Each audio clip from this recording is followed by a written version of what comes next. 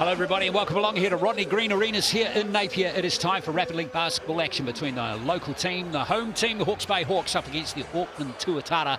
Round 4 of the 2026 season. Hawke's Bay going well in the Rapid League. They are 2-2 and the Tuatara going well as well, 3-1. So it's a nicely balanced kind of game, this one. Casey Frank alongside me.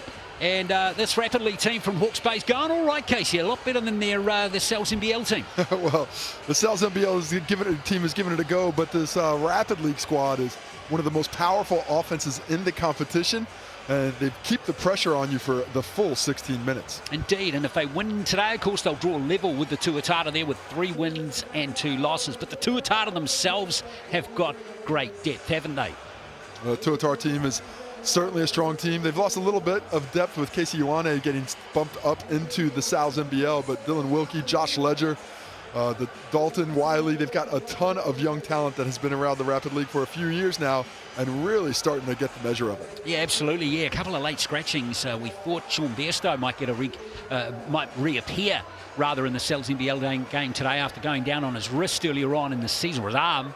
And we thought we might get the introduction today of Harper Wilson, the son of Jeff Wilson and Nadine Wilson, but not to be. He's out with injury as well. So that means Kailahi Aso comes into the team. Josh Wiley's also starting in this game, along with Dylan Wilkie, Matty Dalton, and Josh Ledger. Yeah, so tough a lineup. Josh Ledger has been playing fantastically of late, great efficiency, and Dylan Wilkie is probably as good a shooter as there is in the Rapid League this season. Indeed. Tommy Ferguson drops back to the Hawks Rapid League team today. Other than him, we've got Kobe Cosley, Clifton Bush, Jacob Murphy, and Kobe Carr, who's of course started several games in the NZNBL lineup as well.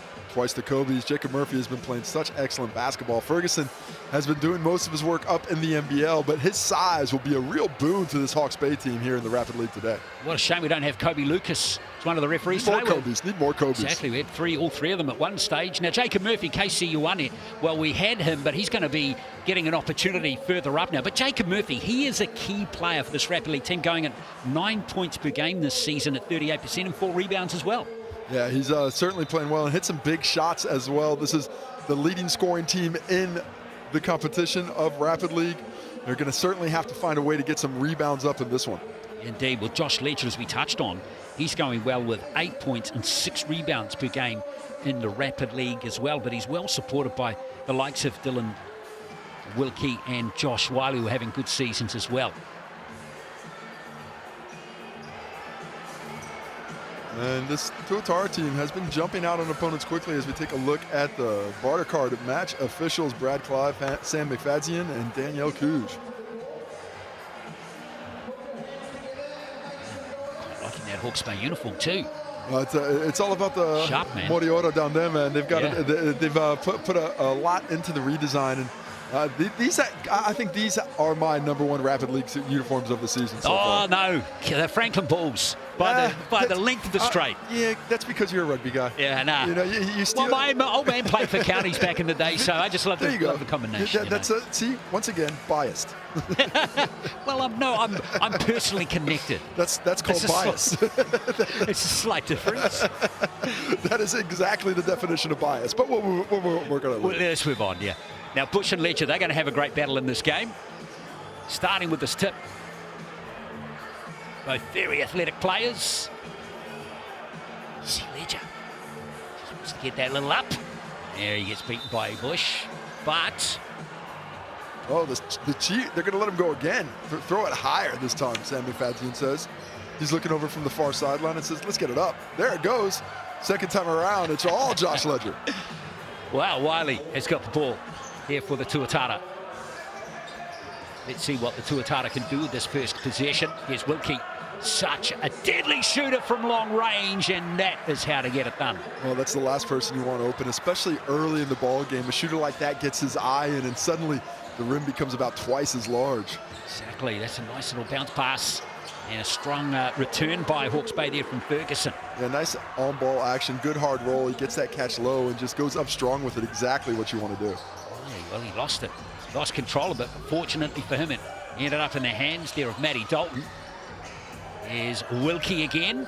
Smooth. Smooth stroke to start things. The alarm bells are ringing, Casey. They really are. The little head fake there, just enough space to clear that no-fly zone. He drops it in. Gonna need the police here shortly because there's going to be some criminal scoring coming in this game if Wilkie continues in this fashion. Here's Bush. And up against Ledger. Doesn't want to take him on. Nice challenge by Dalton there to make that a miss from Kobe Kara there. Just a late challenge makes it that much more difficult to get the finish. Mismatch in the post, mouse in the house. What's he going to do, Ledger? Well, he's got to take him on, surely. Oh, that's hard luck from Hawke's Bay. Almost a steal there from Carter. Well, nice read coming with the double on the baseline. Does well, does Josh Ledger to picking it up and not turning it over, but the Kobe double team there was pretty difficult to get around. Wilkie, there's the first miss for him. He was definitely feeling it. But that's a good challenge. Get him off his line, make him put that ball on the ground just a little bit. The last thing you need is him feeling this comfortable this early in the ball game. Yeah, he was too close to the corner that time, wasn't he? Oh, we got a wet spot. Somebody was sweating up there. Already, we're only a minute and a half in, guys. Who's sweating already? Well, it must be a hot day in Hawke's Bay. Very warm day, never cold there.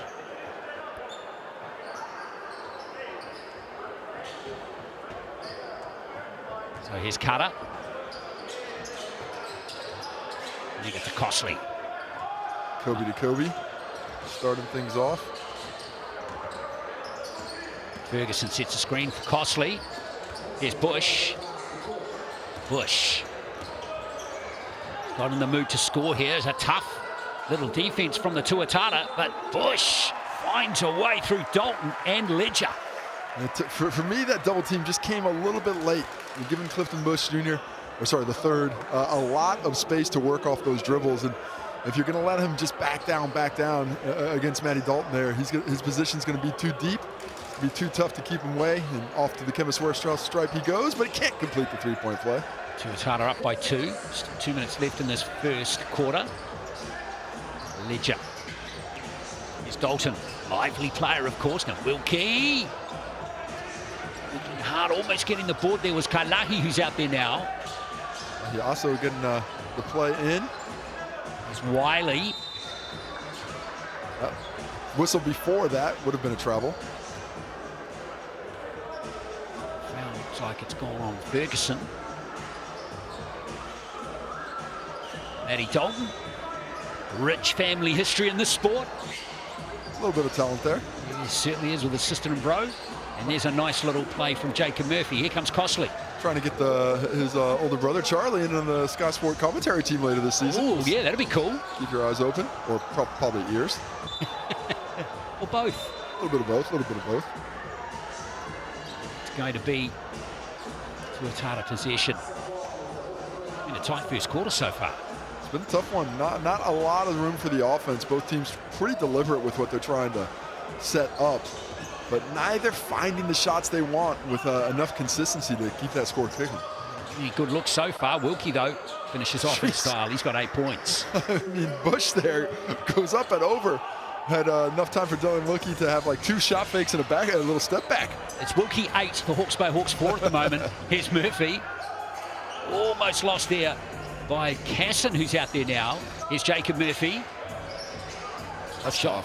Yeah. And there's Wilkie doing it at both ends. Tough footwork there. Tuatara coming back the other way. Can't see if they can't get back-to-back buckets here. Gives it to Wiley for 3. Away, but up there is Kailahi, who does a good job to finish that one off. Well, doing great work on the offensive glass. This last couple of trips, he's had his hands to him. He covered them both, and that's one big reason the Tuatara up 6 points now. Kailahi Aso involved in almost a steal there. Hawke's Bay, that's a nice drive, but just a bit hard off the glass that time from Carter. Yeah, that's 2 missed layups for Kobe Carter. Hasn't quite been able to get that soft finish at the rim that the Hawks need to be staying in this ball game. See what Wiley can do here. Ledger with him. Passing's a little off for both teams. Nothing's landing in the pocket, and that's taking away the ability to catch and shoot. Exactly. It's just not quite crisp, is it? There's a foul coming in from Hawke's Bay. That's a block there on Ferguson. An attempt in bowling alley there. thought he was in the right spot, but I thought he might have dropped a little bit early. I think just overselling the contact a little bit. Ferguson has a few questions about, I thought he took that right in my shoulder. Not the way the officiating crew sees it. So it's Ledger off to the line to try and stretch this lead out to 8 with a couple of freebies from the Chemist Warehouse stripe. Still 14 seconds left in the quarter though, so the Hawks will get another shot at it. Josh Ledger. Chemist Warehouse stripe. Tough defensive effort so far from Auckland, to only give up 4 points to the hottest scoring team in the Rapid League. Yeah, the highest scoring team in the league. They're averaging over 40 a game. A lot of ground to make up at this point, but a couple of missed free throws makes it an easier target to chase. 10 seconds on the clock now. Hawks need to move a little faster to get a quality look. Ferguson going 30 k's an hour down the 50k highway there. Here's Costly over to Cutter. Didn't get it off. Didn't get it away in time, so it's going to be a 10-4 scoreline at the end of the first quarter. And Tuatara, I think, were keen on executing their BNZ player timeout. They called a foul. They did. They called a foul. What the heck? Sorry, that was like 2 seconds after the shot clock went off. How is this a foul on a shot? Not sure we have another look at that, but it would be great to see when that came off. I thought the quarter was over. Yeah. Looked like it was well over at that time, but no, we're going to have free throws instead for Kobe Kara. Well, these are important free throws all of a sudden, aren't they? Yeah, chance to keep things alive. Cooper Lepocek's in the game as well. Get your teammates out there, leaving them all by himself. Here we go. Here comes the Hawks. They're not going to leave him out there all by himself. There. This will be the end of 0.5 on the clock, so they've added a little bit of time. Interesting to see if the Tuatara call a BNZ player timeout here. And they're not going to, so it's going to be 10 points to 4.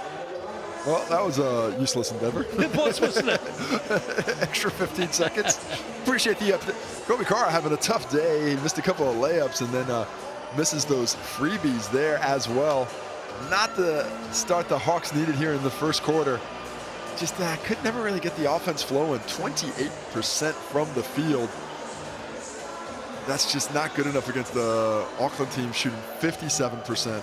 It's not a tasty percentage. You know what's tasty though? This large cheese pizza, $30 from Sal's. Use that online code Sal'sAssist26 or use the QR code on screen. Send you straight to your local Sal's. What a deal, $30 for a large cheese. Dinner sorted for the kids. I'm an adult, I like toppings.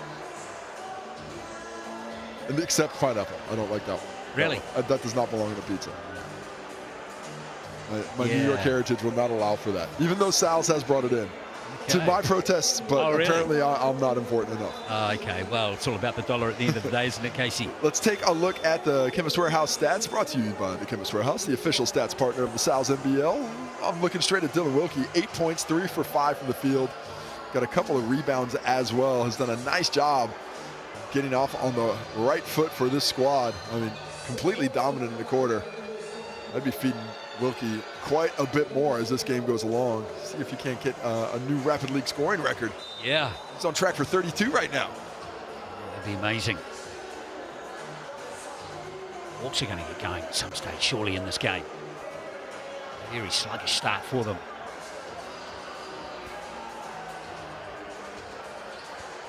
Just lacked crispness so far. See what they can do with this first possession in the second quarter. Mosley. Murphy. And Wiley, the guards defensively now for the Tuatara. Murphy rolls it away. That's better. Oh, good finish. Murphy gets the dime first and then gets the finish. Thought he was going to smash it, but much more deliberate to the basket. Good motion before the play is initiated, and that just got the defense a little bit out of position for that that connection. Some action off the ball there. Looked like that foul went on Casson. Freedom of movement has been a big point of emphasis the last couple of seasons as the Sal's NBL, and that's really key. Is you can't get those bumps when you're not in legal guarding position away from the basketball, and that's what got called there. Dalton. Ledger now. Here's Wilkie. The space baseline for Wilkie. Love that kick out play. And that's a good stop in the end from Hawks baby, that was a good look. Here's Murphy. Murphy a little bit wild in there. Thought that was going to stay here to the Hawks, but I like the patience on the other side from the Tuatara, really using every second of the shot clock, and the exact opposite coming down this way. The Hawks trying to find a little aggression, I think, to get that scoreboard ticking over to at a much higher rate. King Young wants to set a firecracker off underneath his team to get them fired up. Here is Wilkie again. It's passing to Dalton. Really good post by Dalton in the high post there. Ledger loses it off his leg. It should be slow, that one. It should be Hawks play ball. Yes, it is. Ledger can't convince him. He tried, though. He tried. Carter. Hosley.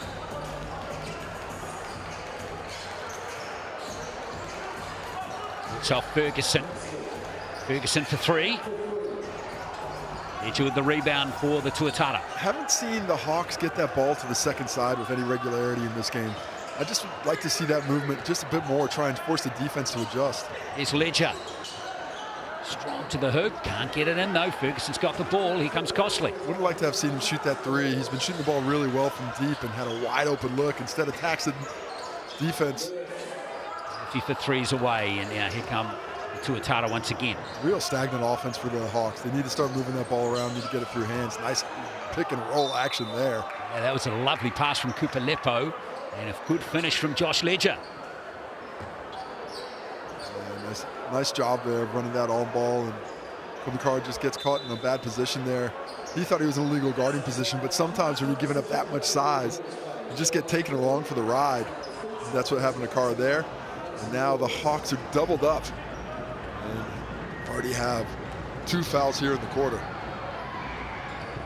Ledger can't complete the three-point play, but there's Kailahi Asul getting the ball back for the Tuatara. Now Ledger. Oh, he's lost it. Nice little hand in there from Kobe Costley. Murphy. Kobe Costley, the shortest player out there, timed his rebound jump to perfection. And Murphy's miss isn't costly because Costley's right there for the pickup. So he's got the cash. Almost stolen again by Murphy there. Here's Wilkie again. Wilkie. Nice touch again from Dylan Wilkie. Just a quality scorer and becoming a bit more confident in utilizing that skill set in the NBL, but one of the premier scorers in the Rapid League this season. He's up to 10 points in this game now. Here's Jacob Murphy again, getting his hand on the ball a lot more, and that's why an easy basket there for Bush. A lot of good things happening for the Hawks out of that little down screen right into the on-ball. That good speed with which they're playing is confusing the defense of the Tuatara just a bit. That's a good play. Out to Wilkie again for three. This time, and Ferguson almost has it ripped out of his hands by Ledger. Hawks doing a nice job on the defensive glass, holding the Tuatara to one possession for the most part inside from a couple of offensive rebounds here and there. Pretty tight game, isn't it? Ferguson runs into Ledger. Ledger, too many hands. Couldn't keep his hand out of the cookie jar. He just got a little bit aggressive. Played great defense for almost the entirety of the possession, but at the end there just wanted to get his hand in one more time, and even if it was a little bit clean, it looked like a foul. There was a bit of a jarring there for Ferguson, and if it looks like a foul when you swing down like that, 9 times out of 10 you're going to get that whistle and it's going to go against you. Tommy Ferguson started all 4 games in the Cells NBL so far this season, but dropping back to the Rapid League for this game. He's had awful injuries, of course. It's just good to see him still playing in many respects, Casey. And great to have him come back and play at a high level. It's been valuable, not just for the Hawks moving forward at this level, but in the early season, he really was a man on an island. They have no bigs. He's not quite, I think he's just a tad under 2 meters, but having to play center at that size in this competition, that certainly shows a lot of heart. And I think he's earned himself some minutes for the season moving forward, even if it is off the bench, as the Tuatara called their player timeout to work that clock in their favor and get a little 2-for-1 action with 41 seconds left. Might as well use it. Well, this is 1 per half, aren't you? Yeah, this is the way some of the teams have started to use the PNZ player timeout here in the first half. Of course, that's your chance to get a ticket to the big game. Scan that QR code for a chance to win for a group of 5,000 tickets. Looking for big groups to come through, so scan it up, enter and see if your group won't be eligible. we'll be in touch. The league will be in touch to let you know shortly. Absolutely, and there's been some tight games lately. A lot of tight games. Yeah, that game between the Nuggets and Jets last night had a lot of drama. There's always drama. Yeah. But drama and tight games don't always coincide, but thankfully they have of late. Exactly. See if Tuatara can work the clock to their favour from that BNZ player timeout. There's Lepo, marked by Murphy. Well, that did not work as well as they hoped, but ends up being a 2-for-1 anyway. There's Dalton. So this will be just about the last possession, about a 2-second differential between shot clock and game clock. So the Hawks do have a chance to get it back. If I'm the Tuatara, I'm not putting it up until there's about 3 seconds left on the shot clock, so we get a chance for the offensive rebound. Wiley, Wilkie for 3. Good block. He's fouled. Yeah, good block, but a little bit of arm as well, and now Wilkie off to the Chemist Warehouse strife. Nice comeback here by the Hawks here in the second quarter. Have really limited the ability of the Tuatara to get anything going, much the same as had been done to them. But 4 points for the Hawks in the first quarter, 4 points for the Tuatara in the second quarter. But I got a feeling that Dylan Wilkie might add to that here a little bit. Very low scoring, isn't it? Both teams up averaging around 40 points per game. Yeah, I thought it was going to be a bit more free-flowing, but both teams locked in defensively. A lot of physicality off the ball, really making it tough for these shooters to come off on balls. And at the same time, just a few shots that have missed. You know, there's been some bunnies that went bouncing. Unfortunately, that's not the way to keep that scoreboard ticking over. Dylan Wilkie now looking for 3 from 3 from this visit. Get up to 13 points. Do so, tip back. Still got a chance to get a shot up. Lepo. Oh, get another one. Wilkie. Get it at 16-11 at the half. 5-point game. And that quarter was tied at 7 apiece. Wilkie hits a couple of free throws, and he's up to 13 points, leading scorer in the ball game. But the Tuatara have let the Hawks open that side door. Looked like they were going to close it down on them and make this a walk-away victory, but the home team is defending the nest. There we see the Chemist Warehouse stats, leading scorer in the game, Dylan Wilkie, just 3 Tuatara in total have scored. Clifton Bush the third, 4 points leading the way for the Hawks. On to the rebounds, where overall it was in favor of the Tuatara. There we see 3-2 in the assists. Not a lot of ball movement for either team. I've mentioned kind of stagnant offensively for the Hawks. Josh Ledger controlling the glass, and overall 12-7 advantage. Those 5 rebounds are 5 big possessions the Hawks could use. Just the 2 steals in the game. Can't remember a block myself, but anything's possible.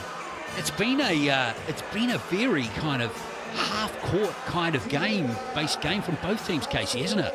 This game's in the mud. Yeah, yeah. It is grindy, and it is not what we normally come to expect out of the Rapid League. We expect a little bit more freedom, teams and players getting loose with it, but not the way it's working so far for the Hawks. And both teams are pretty fresh, so it's been interesting that neither has gotten things off to a bit of a quicker start. Absolutely, they don't seem to be wanting to pace either of these two teams. But that might change. A lot of time left, a full half to come. Don't forget about the Cells NBL game, which starts at 7:30 tonight. Triple header day here on your Saturday. A lot of basketball. I know, because I wrote 3 previews. And you got some reviews to write? I got some recaps. Think I've handballed those off to someone else. Well done. Let's get this third quarter underway. See what Josh Wiley can do on this possession. A little zone defense here from the Hawks. And will perplex this Tuatara team even a bit more. Again, a little hesitant with the ball, aren't they? Oh, nice little rotation by Wilkie there. Doesn't get the shot, but that was great movement. He was supposed to get the ball up high on the screen, but kept running and filtered into the corner. Nice pass by Ledger. It goes wanting, but not because of a lack of execution. Bush. Costly. Looking for Ferguson. Can't get it to him that time. Bush. Nice hands from Clifton Bush. Good pass. What a pass. Great pass. That's the pass of the game so far. He's got eyes on the side of that headband. How'd those get out? Had no clue that he was going to come across there. No real vision, but finds Costly with a little scoop backhand. And the Hawks all of a sudden just one bucket away from tying this up. Wiley. Nice fake, and that's Dalton over there for three. He's short with his shot, and that's fallen kindly for Costley. And Dalton's shot has gotten a lot more smooth of late, but unable to hit it there. Murphy. Line it up. Doesn't knock it down, though. Wiley again. Can I get a touch for Josh Ledger on the block? Woo. Or a pass inside like that? Fantastic assist. Puts it on him. Josh Ledger finds Kala'iaso for the finish. Yeah, he's got 4 points now. They can keep their noses in front in this game. Not been in the lead at all in this contest so far. Here's Costley. Ferguson. Deliberate play again. Bush for three. Just not really aggressive, isn't it? Yeah, nobody really attacking the rim. Everyone's kind of settling for jump shots for this Hawke's Bay team right now. I'd just like to see them be a bit more aggressive in the painted area. Alahi Assel. Rotation around the perimeter. Dalton trying to find room. No foul there as we see Alahi Assel. It's that one from the free throw line. And another stop for the Hawks. They're stringing them together. A little momentum on this end, and I think they could quickly take this lead. Foul will help too. Dalton's going to pick up that one. Brad Clive doesn't like that contact from behind by Dalton.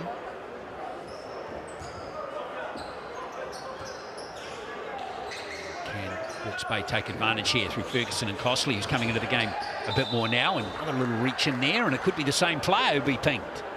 Yes, it is. Racking them up. The fouls are starting to rack up indeed. Costley again.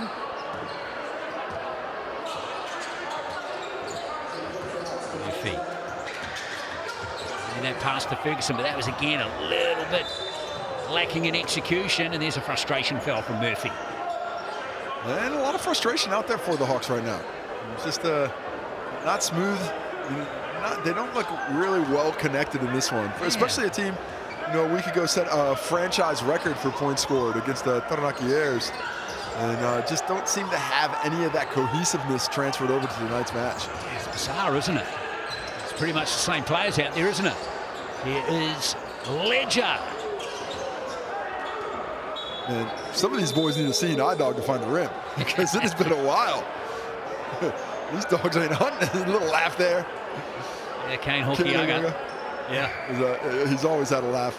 There was if you were next to Kane and something funny happened on the court, definitely he was going to be chatting about it. Yeah. That was the case there as well. So it's transferred over to his coaching career. See if it can translate to something special here on this play for the Hawks. Oh, yes, that's Kobe Carter. Finally gets one to drop. He stayed aggressive and once again has the Hawks within a single bucket. If they can pull a stop here, got a chance to tie it up. That's a big if. They don't have a three-pointer yet either, Hawke's Bay in this game. Nice pass from Dalton over to Wilkie. It's rebound by Kala'iaso, who's doing a very good job out there. Man, he is just carving out some space. That is his third offensive rebound of the ball game.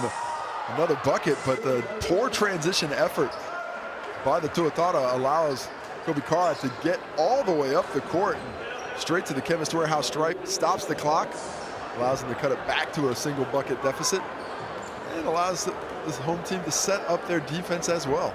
Yeah, a little shout out for number 8 there, Kala'iaso, 18 years of age, out of Dilworth School last year, who were the Auckland Secondary Schools champions. Fantastic to see once again all these young Aucklanders get opportunities in the Rapid League. He's making a good fist of it too, Kala'iaso. He's got 6 points, 4 rebounds, doing all right. 3 of those on the offensive end. And what's going on here? Someone's been pinged for a technical. Oh, was this an unsportsmanlike foul called on the break? No play on the basketball, so 2 free throws and the ball. Sorry, we missed that. Didn't we? It's unfortunate there. The play came so quickly. That is a tough call for the Tuatara. Didn't quite see it cleanly. I was watching the action on the other end. Yeah, we were just admiring Kala'iaso, weren't we? That's what we were doing. The iron unkind from the free throw line. Hawks just 1 for 5 from the Chemist Warehouse stripe today. Auckland not much better at 2 for 6. Still a bit of time here for Hawke's Bay. Now they look a little bit more urgent, don't they? There's Kobe Costley. Costley, yes, love it. I'm a little surprised he got that off. I actually thought he traveled on the stop, but does a good job of shifting his weight and just getting it over the arm of the much taller Ledger for that finish. Let's see the Tuatara got the last play here of this third quarter. Lippo back to Wilkie again. He's due a 3, and there it is. Well, he had plenty of looks that quarter, just couldn't hit any of them. The Hawks with one final chance. Carter looking for that foul in the very least, and he's got it. He milked that cow good.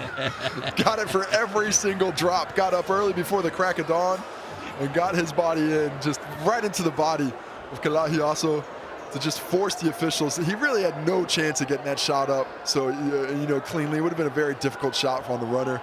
Goes right into the body. And for the second quarter in a row, he's shooting free throws by himself.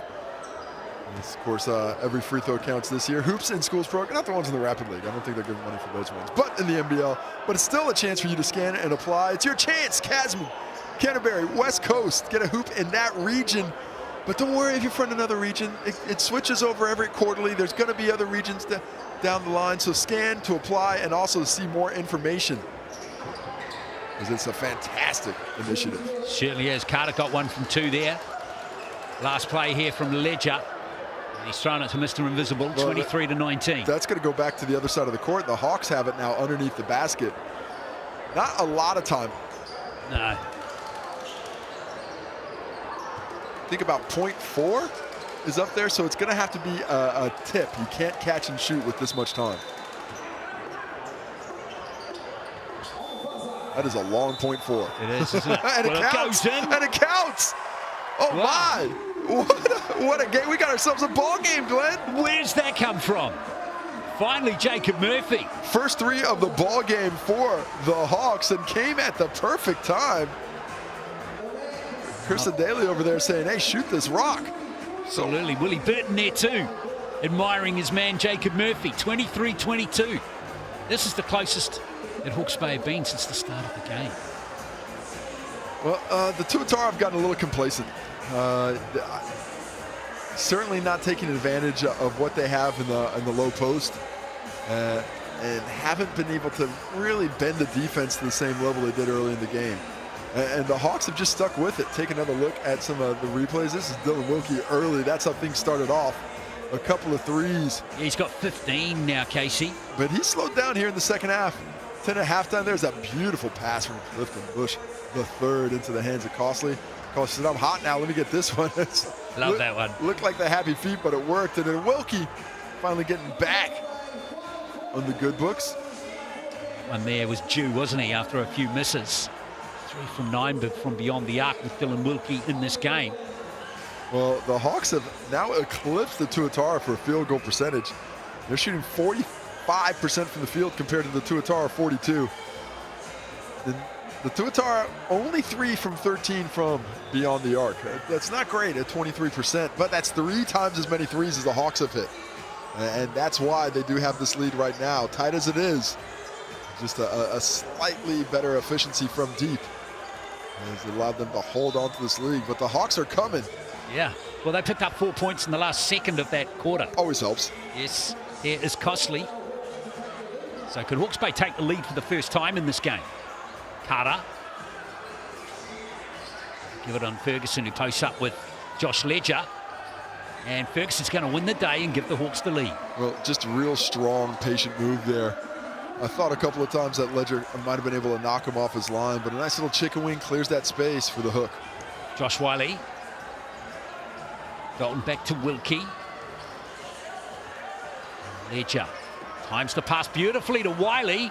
Little floater doesn't fall, and there's another stop for Hawke's Bay. Yeah, sometimes you give it to a guard down there, and he doesn't have a lot of options. A lot of size, a lot of people contesting.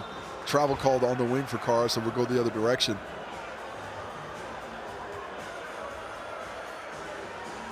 .316 left in this game. Anything can happen. 3:16. Is that Stone Cold Steve Austin song out there somewhere? Love it. One of your favorites, I hear. Yes. A nice play from Dalton. Strong move. Yeah, good play. Takes advantage of his length, straight to the cup, gets that finish, and exactly what the Tuatara needed to retake that lead. Yeah, could be a flip-flop game from here. Let's see, as Murphy to get Ferguson involved again. I could have caught that on the post. Instead, he steps out to 3. Costley, 6 on the shot clock here for Kobe Costley. Nice. Ferguson just can't get the roll. Needed to just take a little bit more time there. He rushed it, expecting the challenge from Ledger. Ledger! Great fake. Just freezes the defense because they're so concerned about Wilkie in the corner. Nice athletic move, good aggression from Ledger there. A little bit too much aggression from Jacob Murphy on that one. He was looking for a foul from the officials, not coming. I don't have my spectacles on, and I couldn't see that one. Can borrow mine next time. Here's Lepo. Wilkie back to Lepo. Josh Ledger, nice pass, beautifully timed pass. Oh, and there's another foul on Dalton. Better movement that time around. Definitely. Gets the ball in a couple of different hands, and the backdoor cut, forcing that defense to just adjust a little bit more. So Matty Dalton's going to go to the line here. Hasn't managed to get on court in the Cells NBL this season just yet. Tough in that lineup. That is a deep team, of course, even without Sean Bairstow, especially up front with Danovich, Rob Lowe, Chris Johnson. Yeah, Casey Ioane's taking his opportunities as well. He's been playing very well.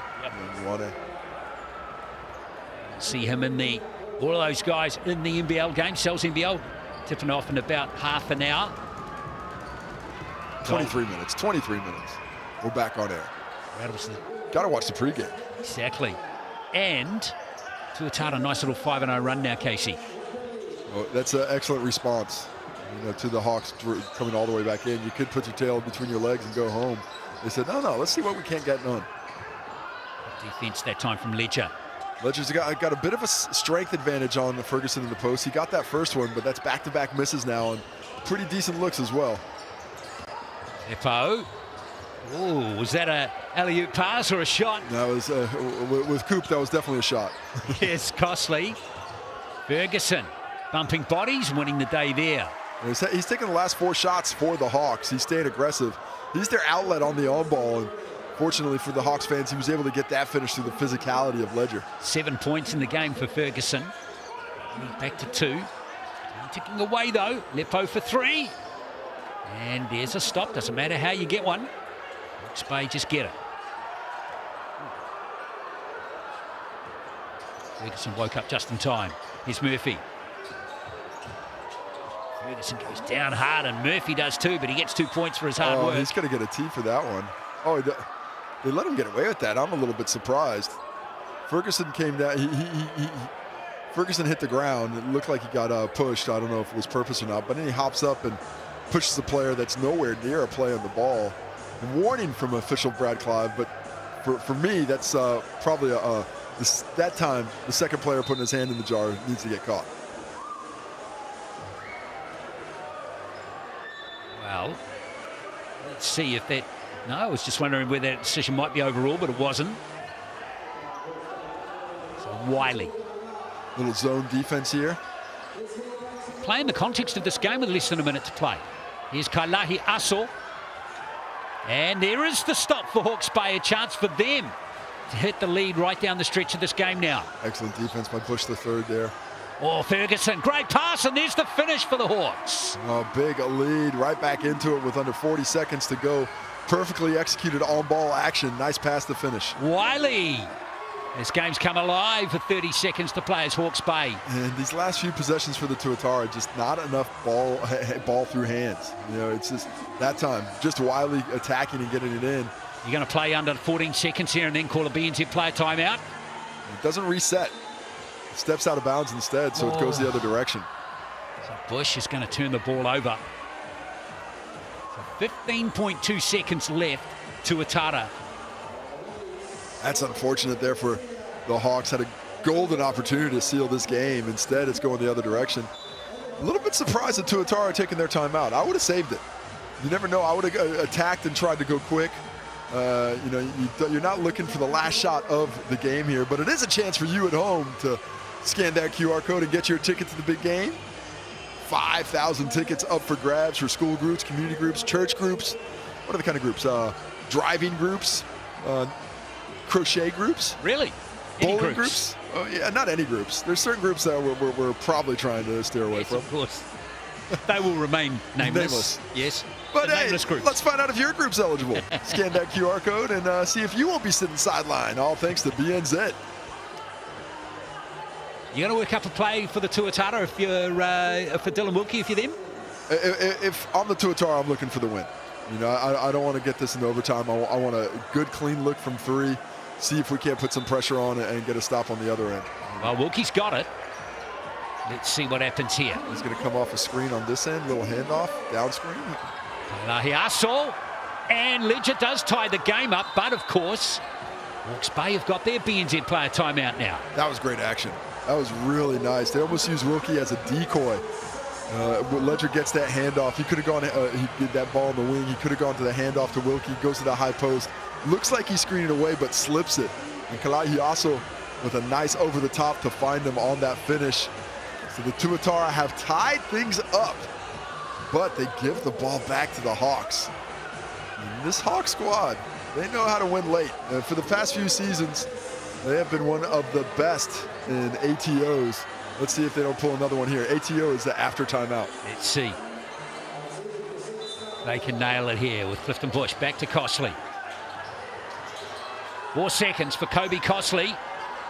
Murphy for the win. No time, we're off to overtime. It's a long developing play in 6 seconds, and Jacob Murphy needs to know that you got to go. And these teams, the referees know it. You're just right back in. There's no timeouts, guys. Straight into the huddle. 1 minute left. 1 minute on the clock, and we are getting into things. Straight into the circle. Have we had an overtime Rapid League game this season? I don't think we have we? I think this is number 1. I have watched them all, but they tend to blend. Really? Even the overtime ones? Or the lack of them, yeah. Well, here we are, back to square one again. It's a 1 minute game.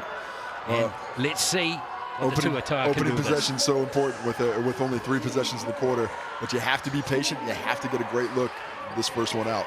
Wiley. I want to get it to Wilkie again. Defense up high by Hawke's Bay. Nice pass into Ledger. Shot clock down to 3. Tremendous defense. Tommy Ferguson does a nice job of staying on his feet initially, then getting the block. What is the Hawke's Bay response? Oh, Bush put the foot down there, but he ran into some heavy traffic. Here comes Matty Dalton. They got numbers. They got a 5-on-4, but they can't do anything. Oh, lovely pass. Kailahiaso gives the Tuatara the lead with 18 seconds to play. That was Josh Ledger in that one. Similar haircuts, similar size, but a nice find for Ledger on the finish. He hits the big one to end the game and then hits that one there, ties it up and takes the lead. Costley almost got smashed out of his hands by Wiley. Travel. Yeah, that'll be that. That will be that, you'd think now, Casey. Well, a 2-point difference and a chance to be really aggressive here to try and get the steal. Yeah, they need the ball, Hawke's Bay. Well, he's just expecting the foul, and that's exactly what happens. And that will just be about that. 2 shots here. No, that's the first foul of overtime, so it resets. 2.5 seconds left. First foul of the 4th quarter, I should say. Just got to get it again. Back to the hands of Wilkie and let him get fouled again. Of course, after what happened in the end of the first half where Josh Ledger just threw it to the opposition, I might have had somebody else inbounding the ball there. Yeah. I might have said, let's just go with somebody else, Josh. Just based on recent results, but he gets it in nicely. Worked out okay. Well, sometimes you got to trust your players. Well, I'm going to trust the guy who didn't throw it away last time. Yeah. You got to earn trust too. It goes both ways. That's true. Regardless, Dalton to the line. And he can end it here, can't he? He can end it here or make it a miss and make it very difficult for the Hawks to get in. 3 points the difference. Does he make this one to seal it? Or does he miss and give the Hawks a chance for the miracle? Eddie Dalton.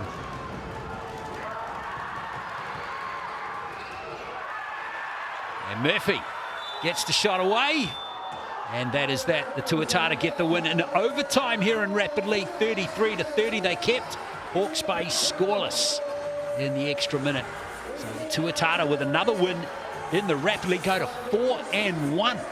Well, they've been playing really nicely. Looked like they had squandered the opportunity today, but down the stretch, they're able to steady the ship and sail it home. Taking a look at the Chemist Warehouse stats, Dylan Wilkie leading scorer in the game with 15, supported by Ledger and Kalahi Aso very ably. Ferguson, Murphy, Costley leading scorers for the Hawks.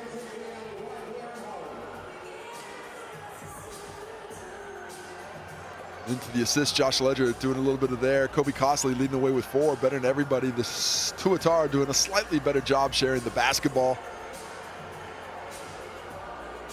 Off to the rebounds, where Josh Ledger also featured. It was a rebounding game, Casey, wasn't it? Nearly a 3-by-5 for Ledger there. Costley, 6 rebounds. He's doing a nice job in multiple statistical areas as well. Kalahi also fantastic on the offensive glass, especially in the first half.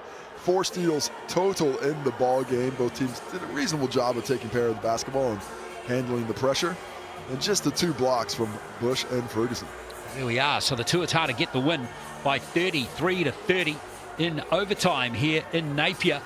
Plenty more basketball come though from the Bay with the Cells NBL game coming up shortly between the Hawke's Bay Hawks and the Auckland Tuatara.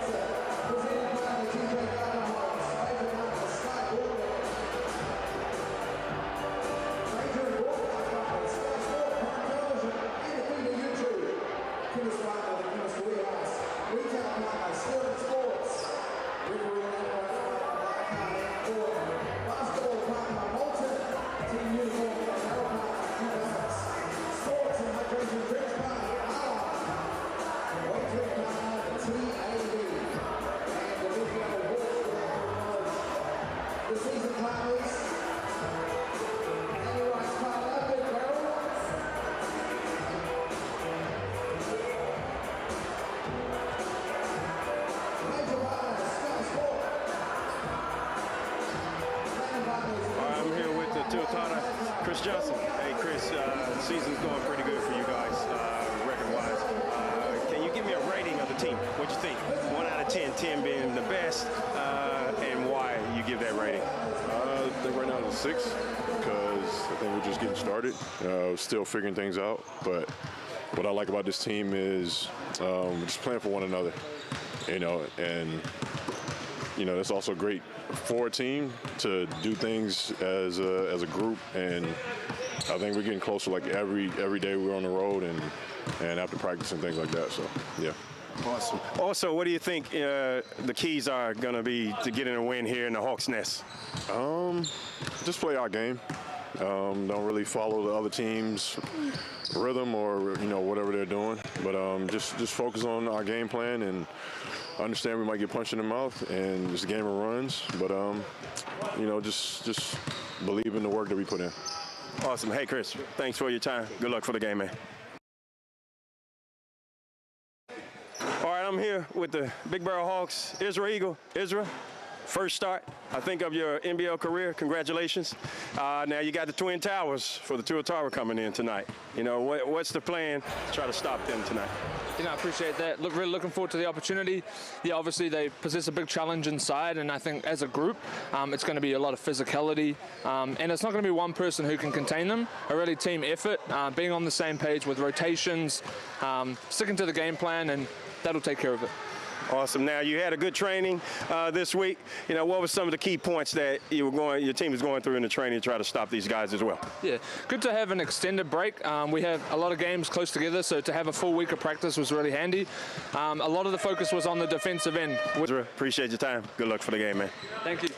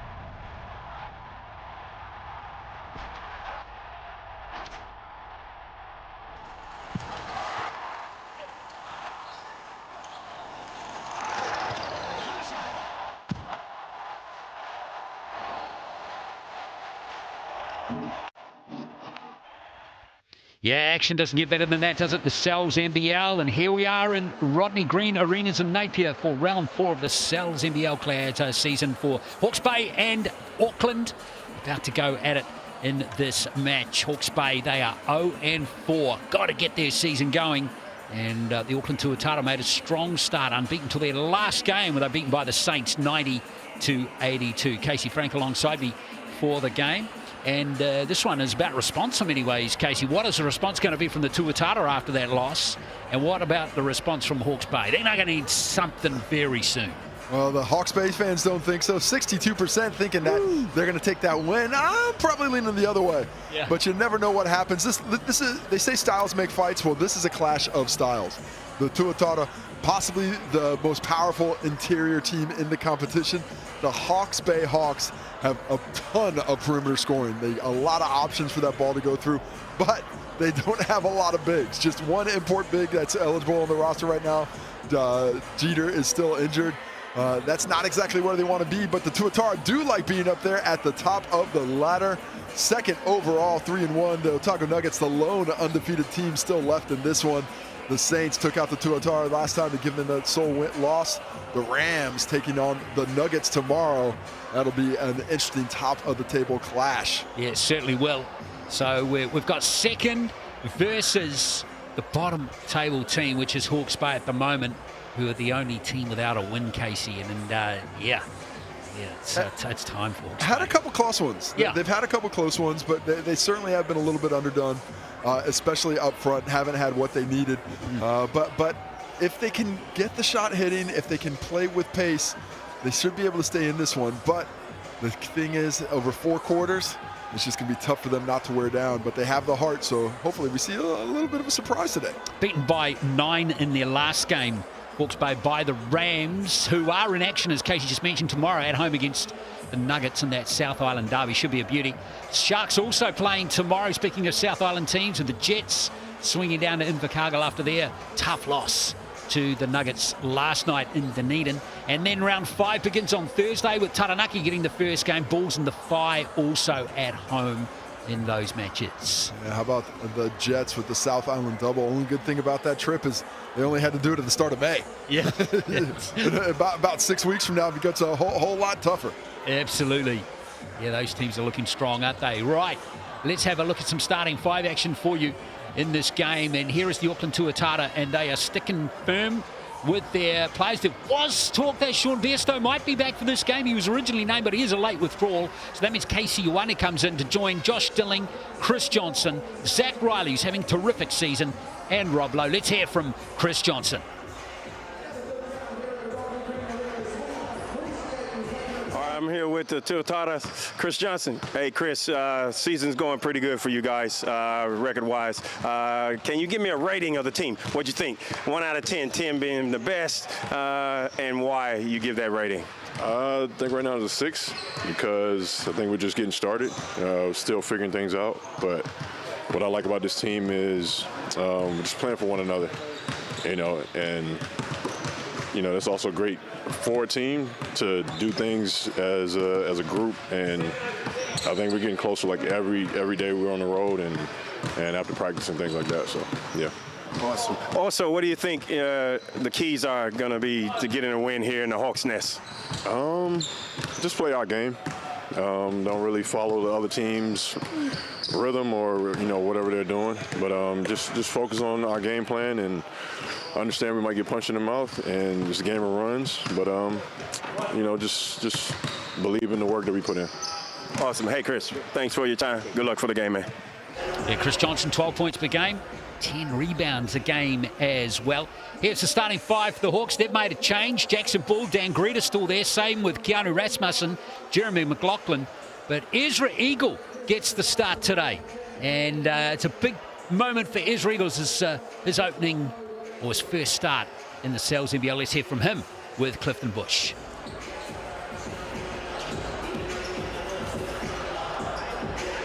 I'm here with the Big Barrel Hawks. Ezra Eagle. Ezra, first start, I think, of your NBL career. Congratulations. Now you got the Twin Towers for the Tuatara coming in tonight. You know, what's the plan to try to stop them tonight? You know, I appreciate that. Really looking forward to the opportunity. Yeah, obviously they possess a big challenge inside, and I think as a group, it's going to be a lot of physicality, and it's not going to be one person who can contain them. A really team effort, being on the same page with rotations, sticking to the game plan, and that'll take care of it. Awesome. Now you had a good training this week. You know, what were some of the key points that your team is going through in the training to try to stop these guys as well? Yeah, good to have an extended break. We have a lot of games close together, so to have a full week of practice was really handy. A lot of the focus was on the defensive end. We've been scoring the ball well. We've got a lot of weapons, but can we really dig in on the defensive end, buy in as a unit, and be physical? Awesome. Hey, Ezra, appreciate your time. Good luck for the game, man. Thank you. Ezra Eagle's been a solid fixture in this Hawke's Bay team for the last couple of years, 20-year-old, and he's been getting 8 minutes per game this season, but it's going to be tough to try and stop Chris Johnson and Rob Lowe in this one, isn't it? He's got the right attitude, and here we take a look at the Chemist Warehouse head-to-head. Look at the scoring there, 97 points per game, third in the competition. The Hawks not far behind, sitting at fourth, but it's that defense where things get tough. 10th in points allowed at 101.5 coming into yesterday. Or the Tuatara second in the competition, allowing only 84 points per game. And that comes from the defense. The Hawks giving up 51% from the field, the Tuatara just 40. Matchup for me to watch today is Dan Greta versus Zach Riley. Zach Riley has been on a tear, back-to-back 28-point games, but terrific on the defensive end as well. Dan Greta, probably unlucky not to make All-Star 5 last year. Of course, they didn't have the best season of the team, but he has been an engine of activity this season. Always going, perpetual motion, puts a lot of pressure. And the never-stopping Dan Greta up against the young Zach Riley. That's going to be certainly an interesting matchup this evening. Yeah, Zach Riley, what a season he's been having. We gave him MVP in one game too. He was having a fantastic game. At least one. Yeah, exactly. But his numbers are great. 23 points per game. At 53%, Casey, 7 rebounds and 5 assists a game. Yeah, he's had an excellent college career, came back midway through the season for the Tuatara last season, a full campaign this year, but certainly a young man who I think has a bit more basketball left in front of him. Yeah, get into the YourShout.vote poll as well. His percentage is just tightening up a little. Well, some Tuatara fans woke up. There's a couple of Aucklanders out there that decided, hey, wait a minute. There's no way this Hawks team can beat us. That's not going to happen.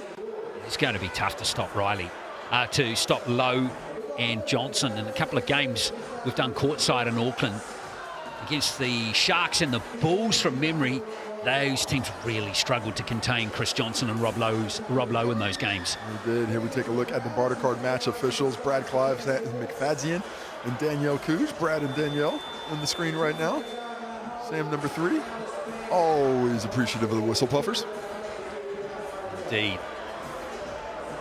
Yeah, the thing that makes Lowe and Johnson an effective combination too, Casey, is that they're not just rebounders and scorers. They like to pass the ball as well. Well, they're complete players. They can shoot. They can score on all 3 levels. They both protect the rim. They both facilitate, and they're both long. I mean, 6'11 plus, and that is not something that few teams have. And a little tip of the cap to Rob Lowe today. He plays in his 100th game in the Sal's NBL. It's taken a few years. Started, I think, in 2019. With the Wellington Saints, and a bit of time with the Tuatara since then. But if he had played a few more, all that time in Europe, he'd be at 200. But yeah, and he's had his injuries as well, hasn't he, at times? Nice to see Rob clock up the milestone. Congratulations to him. Fascinating to see how this Hawke's Bay team play this game. They are certainly undersized. Jackson Ball, there he is. Jackson Ball's not undersized. What a career he's got in front of him. An 18-year-old. Man, he's going to be fun to watch in the future years. What are they feeding these teenagers, man? Ioane, Jackson Ball, they do not look like young fellas out there. Jackson Ball, he only just turned 18 in March. The world is his oyster, and it's all in front of him. Casey Ioane, he's a young player with a bright future as well. A lot of young talent coming up out of New Zealand. You see, watching it for a long time to come. Jackson Ball playing the season out for Hawke's Bay before he heads off to Wisconsin.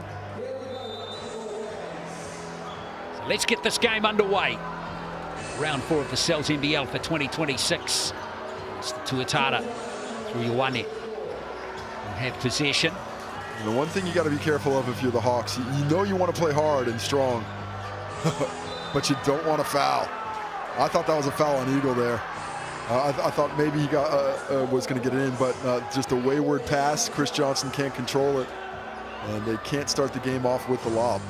Exactly what the Hawks wanted. Exactly. Can they take advantage of it, though? His ball over to Eagle.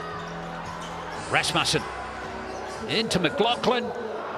Here's the rebound from Rob Lowe. Nice find by Rasmussen. McLaughlin can't quite find the range with Chris Johnson making it a more difficult shot than it needed to be. Here's Dilling. The Americans in the team, and he's fouled by Dan Greta. And one thing Hawke's Bay don't want to see in this game is Dan Greta getting in foul trouble. No, they can't afford to have anybody get in foul trouble. As Rob Dilling drives to the cup there. He's done a nice job of getting himself comfortable. Sorry, Josh Dilling. Able to, early in the season wasn't really, I think, sure of what his role was, how he was supposed to step in, where he was supposed to look for his offense. But a few weeks in now, and he looks much more comfortable about when to call his own number and when to try and get some of his other players a little bit more activated. Well, that's stolen by Rasmussen. He's looking for that foul, not going to get it, but he is going to get the 2 points, the first of the game. I think pretty unlucky not to get the foul. Does a really nice job of body control. But Keanu Rasmussen, great read to get that steal in the finish. There's Lowe for 3, and it's picked up by Greta. The Tuatara shot a lot of threes against the Saints in their first loss of the season just at the end of last week, but they missed a lot. And early on, Tuatara already looking to lock in from deep. Way off target. Somehow got the ball back. Here's Jackson Ball. Did that hit the rim? I thought it didn't, but apparently it did. No, just standing there. Josh Dillon now taking it up the court. Chris Johnson and Ezra Eagle get involved. And this is what Ezra Eagle has to be careful of. He wants to be physical, he wants to be strong, but it can't be hand fighting. It has to be with the body. Chris Johnson is being told by official Grad Clive, you can't just chuck him. And Chris Johnson saying, okay, well, then get his hands off. Because if you don't take care of it, I'll take care of it. Exactly. I'll get rid of Eagle and get Tommy Ferguson into the game. Dilling. Here's Riley. And that is a good pass into Johnson. Dilling for 3. And it goes from Josh Dilling. Nice adjustment by the Tuatara. Well, it's such an unselfish squad. I think either any 3 of those guys could have got that shot up, but they all pass it on for something they thought was a little bit better. And it turns out they were right. Rasmussen. It's the rebound by Ioane. And Hawke's Bay get it back through Ezra Eagle. Well, he threw it off Ezra Eagle, did Ioane, but I think it bounced off Eagle, then bounced back off Ioane. So a bit unfortunate there. Nice heads-up play that doesn't come to fruition like you thought it would. Rasmus again into Greta. Looking away on KC Ioane. And that's a lovely finish from Dan Greta. His first points of the game. Well, attacking the young fella. I'd probably go with Zach Riley on Greta. Just a little bit more age, a little bit more defensive noose. Instead, they've got the young fella and his length. Speaking of length, here's Lowe going to work and winning the day on McLaughlin. Strong move. It just has a lot of size in that matchup and goes to his non-preferred left, but still makes it look easy. Tuatara up by 1. Beautiful pass there from Rasmussen. Eagle with the little fadeaway, and he's fouled taking that shot. Chris Johnson wanted that on a platter. Ezra Eagle gives him the eyebrows, and everybody goes flying by. Well, you know the thing I've always loved about watching Ezra Eagle play over the last couple of years is his intensity and his competitiveness. He just goes out there and gives it a crack. Yeah, formerly played with the Tuatara, you know, a couple years back when he was at Dilworth. But he's since graduation's moved down to the Bay. And has done a nice job of still developing his game. Has a role there under Coach Lopez. Sitting in the middle there. Eagle misses the second, scores a tie. Josh Dilling brings the ball forward. Both teams still feeling each other out up to they this definitely point. are. Here's Riley looking for his first bucket of the game, can't get it. Greeter's got it. Just put the foot down, Dan Greeter. And that's what he's so good at, getting fouls like that. And as good as the Tuatara are, and as deep as their personnel is up front, this is not their skill set. Getting back in transition and keeping these guards from getting places. Is that foul on Chris Johnson? Is that going to be his second one already? He's not going to be off to the bench, and suddenly one of the Tuatara's biggest advantages is out of the ball game 2 minutes and 37 seconds into it. Ivdanovic comes in now.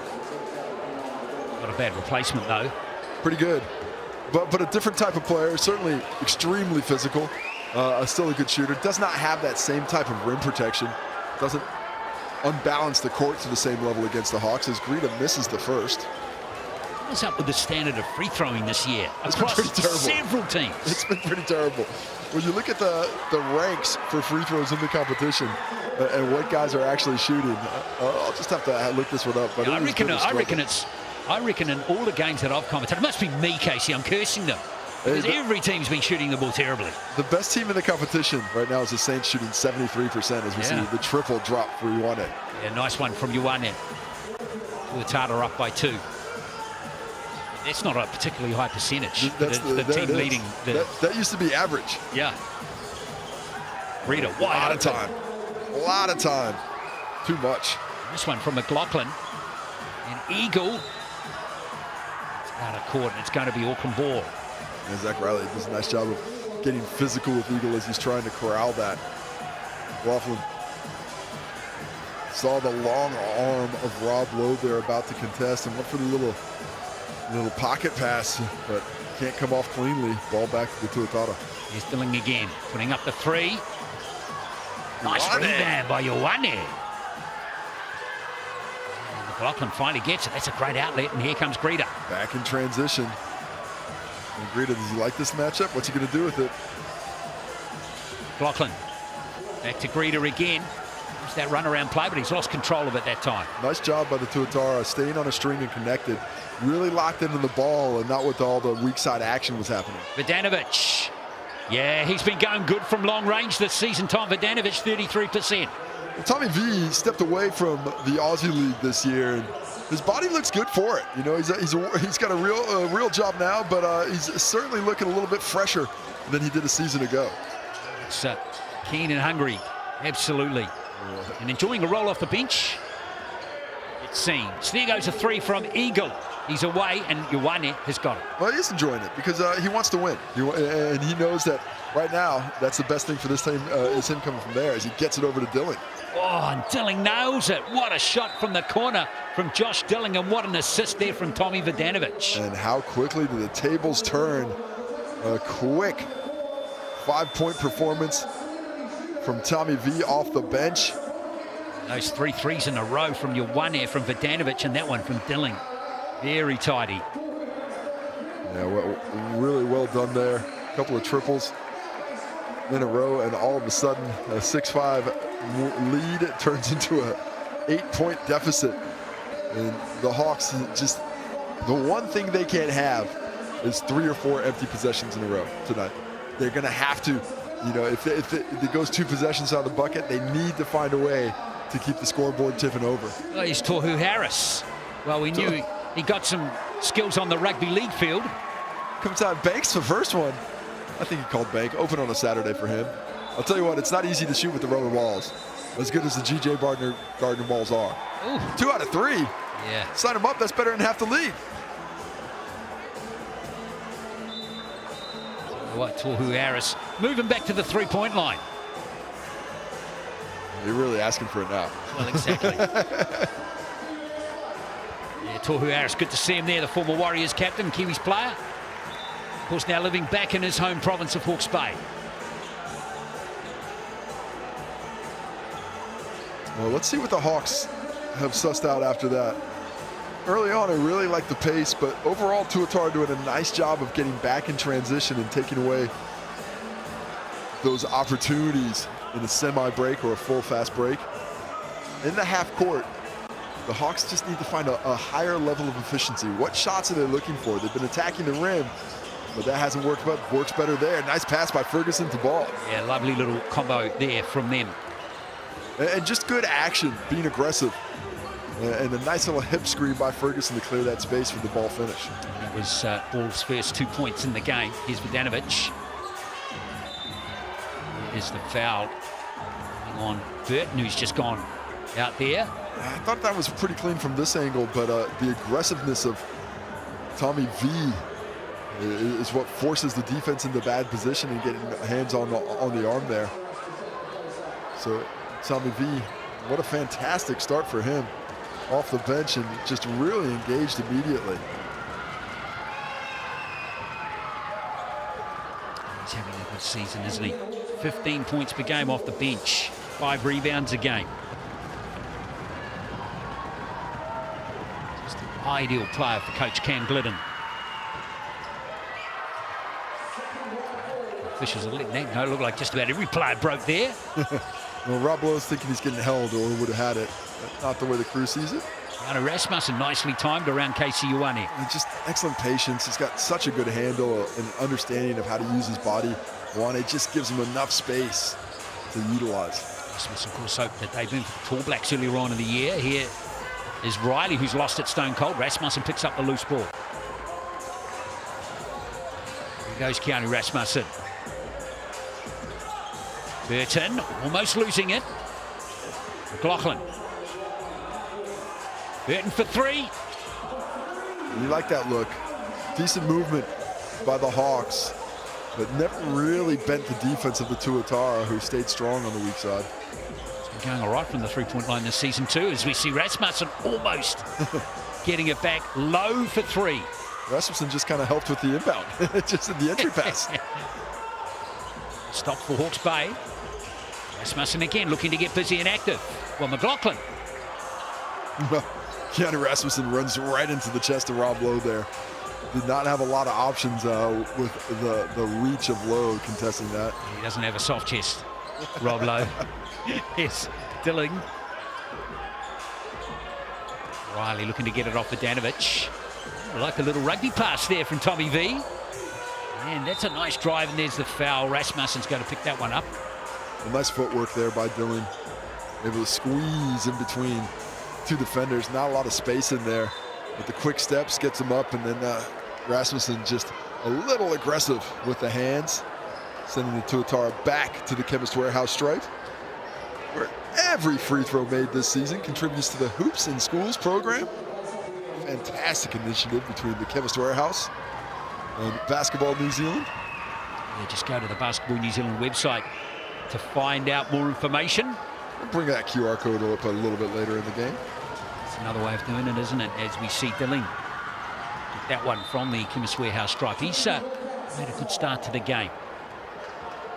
Yeah, he's starting to be a bit more aggressive looking for his own shot. The first few games he was really focused on being a facilitator, and then late in games he'd be a little bit more aggressive with the offense. But today's game looks like he's gotten the shoulder tap to say, hey, look at that jumper of yours just a bit more often.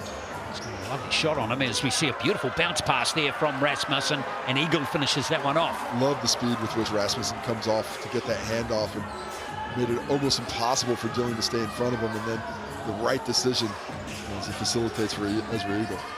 Josh Ledger into the game too, marked by Ferguson. They had a good battle in the Rapid League game earlier, which went to overtime. And that went in, didn't it? Surely. It did. Yes. Got that basket interference going the other direction. Josh Ledger, aggressive there. I like that. He's a big physical guy. When you've got the ball down low, I think especially against a team like the Hawks without a ton of shot blockers, get that thing on the rim. Yeah, that Rapid League game went to overtime, and Tuatara won 33-30. And Josh Ledger was instrumental in that. Hit the bucket to tie things up, and then hit the bucket to put him up 2 as well. Absolutely. He's been having a good rapid league season. In this game, though, it's just that little kind of triple run of threes halfway through the first quarter, which has proved the difference between these two sides at the moment. Basketball is a game of runs, and the three-point line has not been a friend to the Hawks so far this season, and continuing to be that way at the moment. Yeah, they're 0 from 6 in the game now from the three-point line, and there's a foul off the ball. Looks like Burton might have picked up his second foul. He has. 0 for 6 today, but shooting just 29% on the season overall on the Hawks, which is bottom of the competition. Tuatara not much better at 30. You know, they're 10th in the league, but the difference between the two is the defense. The Hawks defending the league at a league worst 46% rate, allowing a really high percentage there from their opposition. Whereas the Tuatara, second best defensive rate in the league, holding opponents to just 29%. It's an interesting stat, isn't it? So certainly some work for the Hawks to do in that area. If they can't keep even on the threes, the Tuatara are going to probably win by exactly what the difference is in that category. Exactly. Fouls 2 proving a problem for the Hawke's Bay team in this first quarter, as Wilkie gets 2 from 2 from that visit. Comes ball. Eagle. Back to Burton. Wobbly start for Alonzo Burton to those 2 fouls. Shot clock down to single numbers. Here's Ferguson. It's a nice job by Tommy Ferguson. Well, not a lot of bend for the Tuatara defense there, but eventually Tommy Ferguson just forces his way in. Hobbled a little bit coming back, but hopefully nothing too serious. Just tweaks the ankle possibly, but either way, he's off to the Chemist Warehouse stripe. Hawke's Bay 2 from 4 so far from the stripe.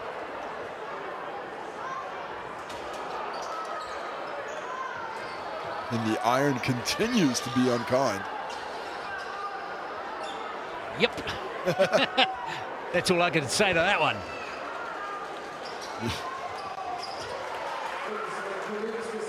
Well, 3 for 6 now are the Hawks. To an 8-point margin. Josh Wiley, Dylan stays out there. Dylan, the only starter on the court right now for the Tuatara. Interesting, as we see Bogdanovic. Looks for Wilkie there. You can't nail it. Rita. Chance here for Hawke's Bay with Johnson and Lowe both off the court. Burton. Burton. Nice. Good finish from Zoe Burton. He used the scouting report against Dylan there. Dylan certainly heard that he was a shooter, worried about the shooting, and that time he just turns the corner, attacks the rim, and is rewarded for it.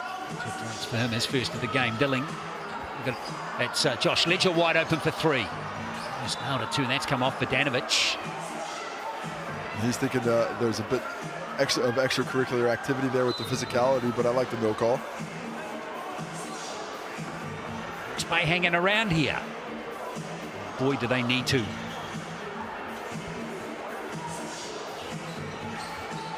Just 2 points for Jackson Ball so far.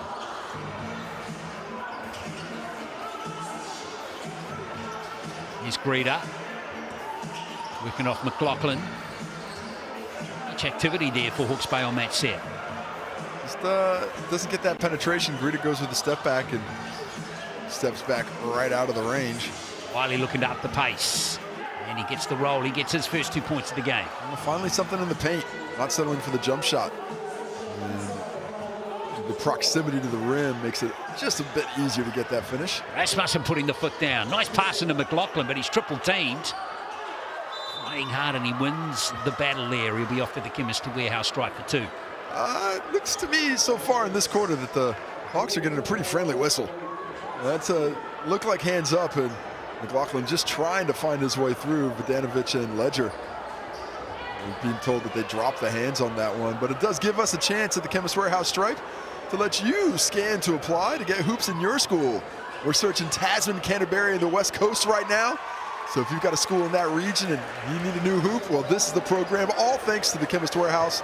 Remember, every free throw this season adds to the pot and contributes to a hoop in this region. And this quarter of the year, this section of the year right now. This is where we're looking, Tasman, Canterbury, and the West Coast, so make sure you get all the info you need from that QR code. And McLaughlin helps out there with those two. His first 2 points off the game to narrow that gap back to 6. The last 30 seconds of this first quarter. Bogdanovic for 3 again. Rebound by Greta. McLaughlin was pretty lucky. He played off that one. Probably didn't expect a quick release, but he gets it. But now it's going to be final possession of the quarter to the Hawks, and Jackson Ball going to work this on ball. Hawks may need something here. Rasmussen. Lane shut quickly there for Keanu Rasmussen. Shot clock down to 3 seconds. Rasmussen's away with that triple. Greta got him there and got 2 vital points for Hawke's Bay at the end of the quarter. Good job by them. And narrow that gap to 4. 23-19 here in Napier at the end of the first.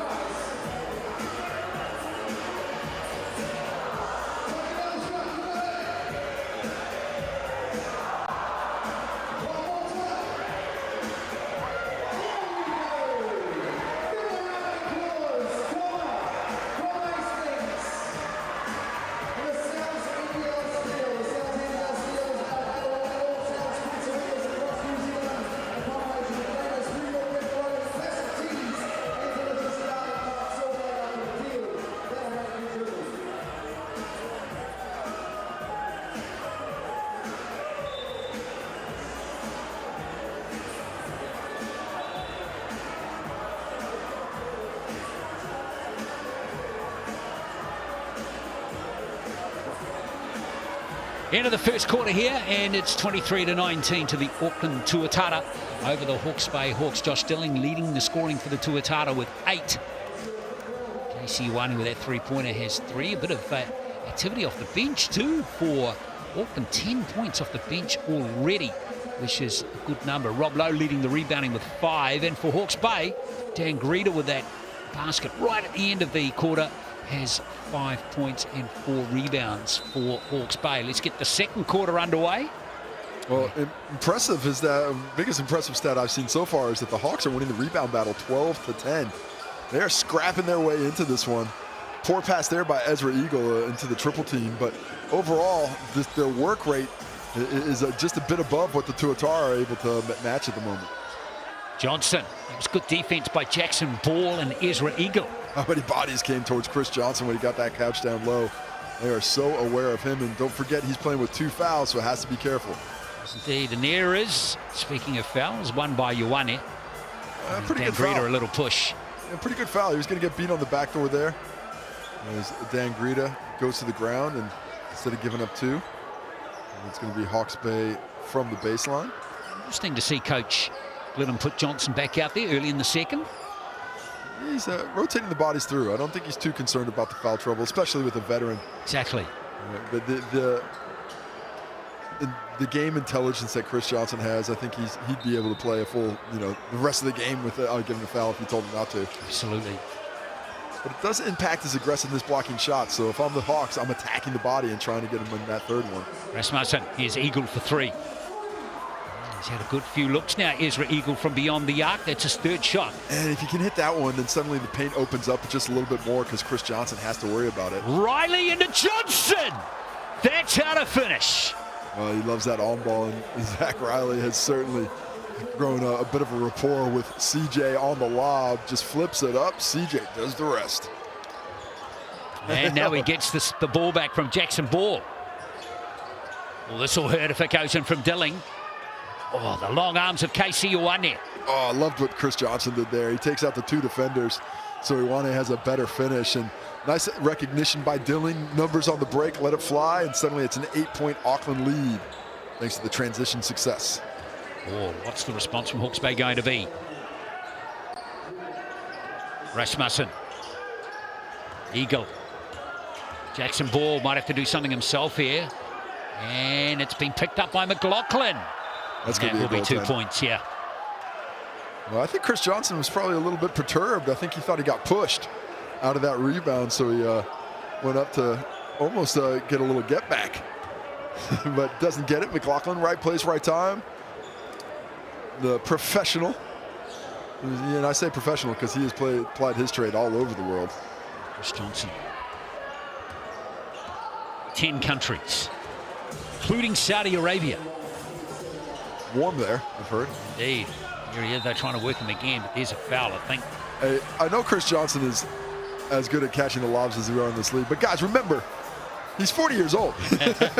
We can't go a lob every single play.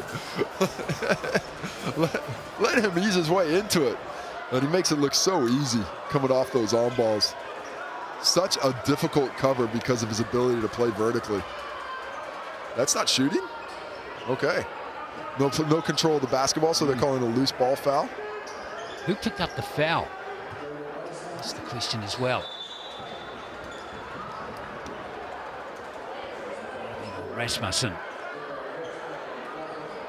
So that will be his second as we see Dilling.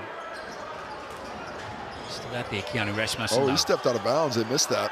Oh, yeah, and there's 3 points from Zach Riley. It might have just stepped over it, but it was very close. And Dan Greta just smashes it to Zach Riley. He gets smashed back. Oh, it's getting a little bit more serious. That's not a nice reaction. Good reaction there. Well, I don't know what Zach Riley's doing, planting himself in there. He's setting himself to get up to run over. Dan Greta's running full. I don't like that play where a player stands on the tracks and tries to get a cheap foul on somebody running. I think that's probably out of the realm of a basketball play when you just stand when somebody's sprinting down the floor. Now, within the rules of the game, I think the officials called it right. That was a player control foul he went through. But I don't think that because of the way it was set up by Zach Riley to get that foul, that it should have been, that the response was warranted from his Tuatara teammates.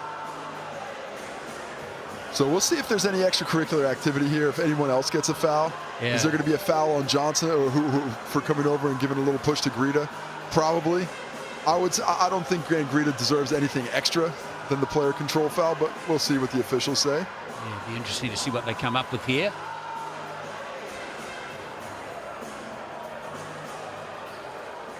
All eyes on.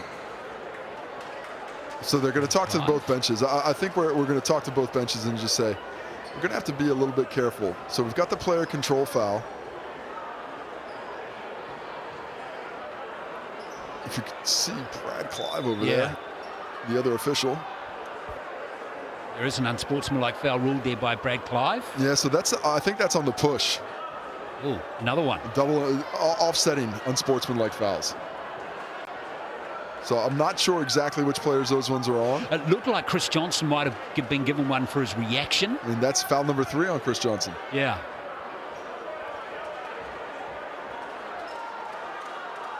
So does the first foul go on Dan Greta? First foul's on Dan Greta. And that reaction that we got from Chris Johnson. And so, but another foul. I didn't see who got into things for the Bay. Was that also? We're gonna have to let the stats catch up with the activity there to see exactly who that foul was on. Almost might need to go back to university ourselves to figure that one out, Casey. All right, overtime in the Rapid League, and now we're here. Can we just play some basketball?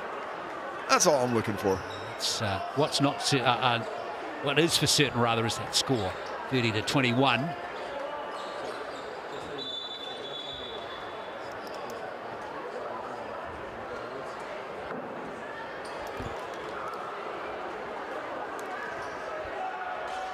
Here's Jackson Ball. Johnson's on 3 fouls. He's out of the that game for the meantime, as we see McLaughlin go to work here on Rob Lowe, who's back in the game. Charles just suckered him into it. That's just understood that a physical play was coming, puts himself on the train tracks and just crumples. Knew the charge was coming, takes it in the chest, so go in the other direction. Well, McLaughlin's going to go to 2 fouls now. So that was, still haven't seen the foul. Yeah, that was 3 personal fouls on Chris Johnson and 2 on Alonzo Burton. Yeah, he was already out of the game.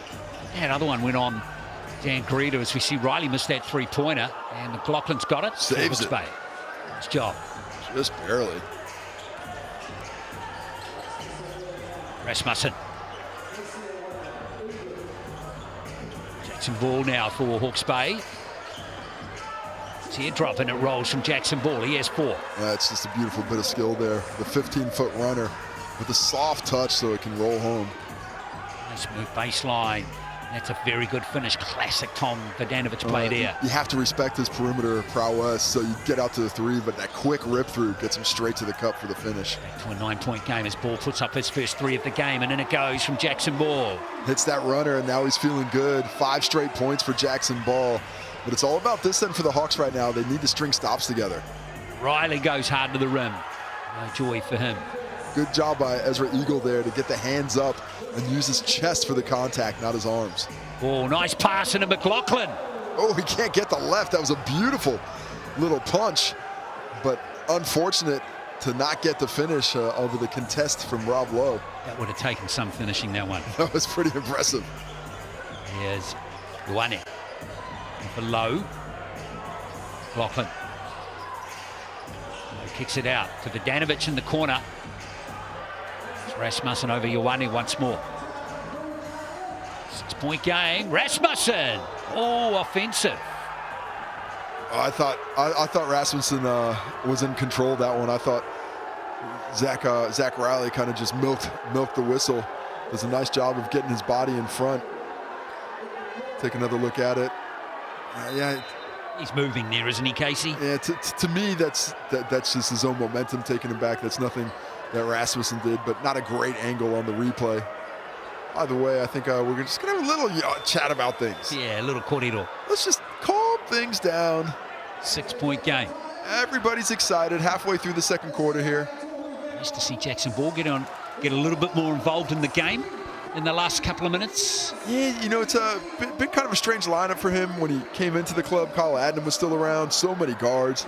And, you know, like this is a powered perimeter team, but the ball needs to be in the hands of these guys. Rasmussen, Greta, Jackson Ball, all guys who probably play better with the ball in hand than off on the weak side. So those 3 players just have to sort of adjust and figure out exactly how they can be best utilized, what can go best. Take another look at that as Greta.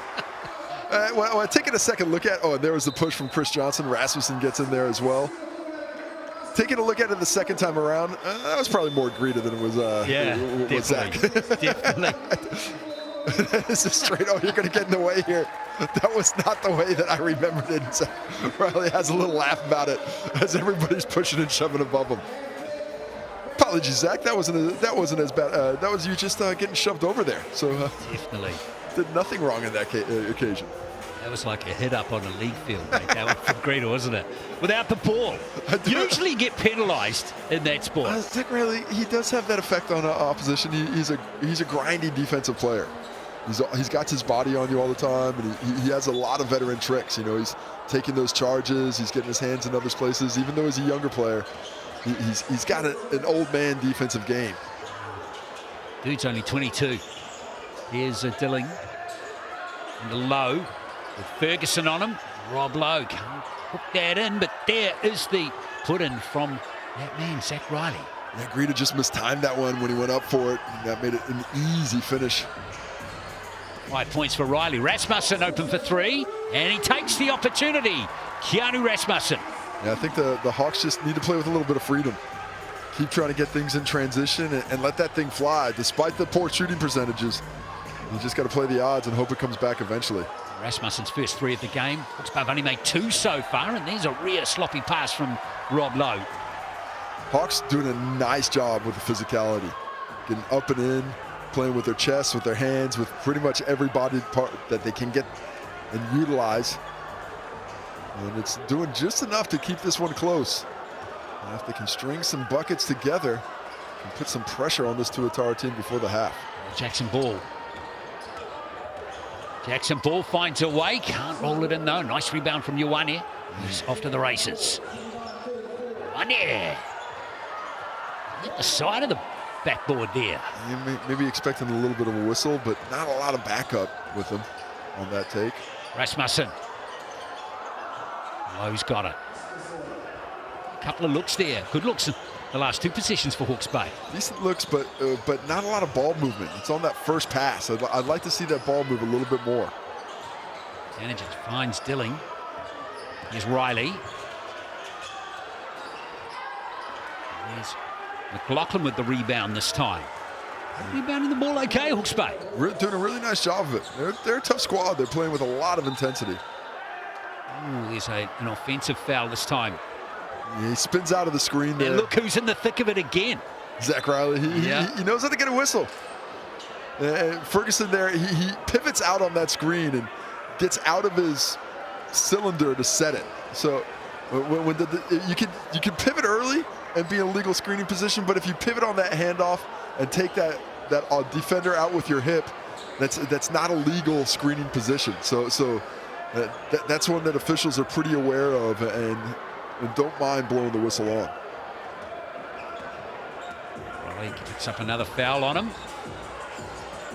Getting plenty of attention now during the second quarter. Here's Lowe. Nice pass into Dilling. It's a good kick out to Riley. And Riley, that's a beautiful finish. A nice find by Dilling. Good cut. Rob Lowe delivers it well, but he uses that head fake to get the defender in the air, and that's when he knows he's got the 3-ball corner pocket for Zach Riley on the kick. To an 8-point game. McLaughlin working on Ledger. Oh, it's a good finish from McLaughlin off the left hand. Yeah, does a nice job. He's really proficient with those hooks around the paint. Attack the body of Ledger to take away his shot blocking ability. McLaughlin's got 6 now. Dilling.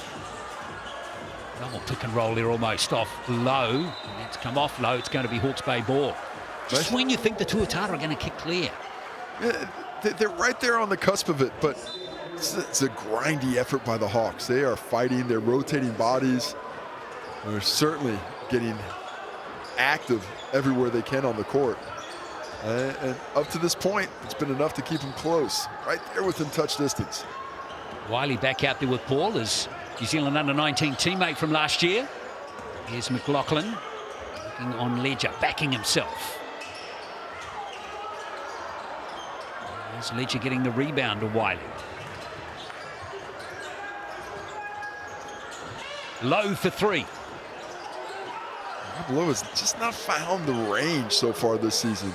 It's a shot we've seen so many times from him, but can't get it to drop with a quick release. Jackson Ball. Oh, Jackson Ball, he's all class. He has a real good understanding of who's defending him. And right now it's Chris Wiley who's giving up quite a few inches, and he can just get that pull up and let it fly as Dan Greta picks up the personal foul. That's a little cheap one, isn't it, KC? Just a second. 2 on him, Rasmussen and McLaughlin now, as well as Alonzo Burton. Again, the Hawke's Bay Hawks put themselves in the penalty with about 2.5 to play in the quarter. Just 6 fouls total on the Tuatara, but 3 of them are on Chris Johnson in 4 minutes and 48 seconds. Including that push on Grand Greta late as Ledger goes a bit strong with the first. Johnson's only got 2 points and 1 rebound. Jackson Ball, by the way, with that 3 is up to 10 points in the game now. First player to hit double figures in this game. Full court pressure too coming from the Tuatara, mixing it up a little bit.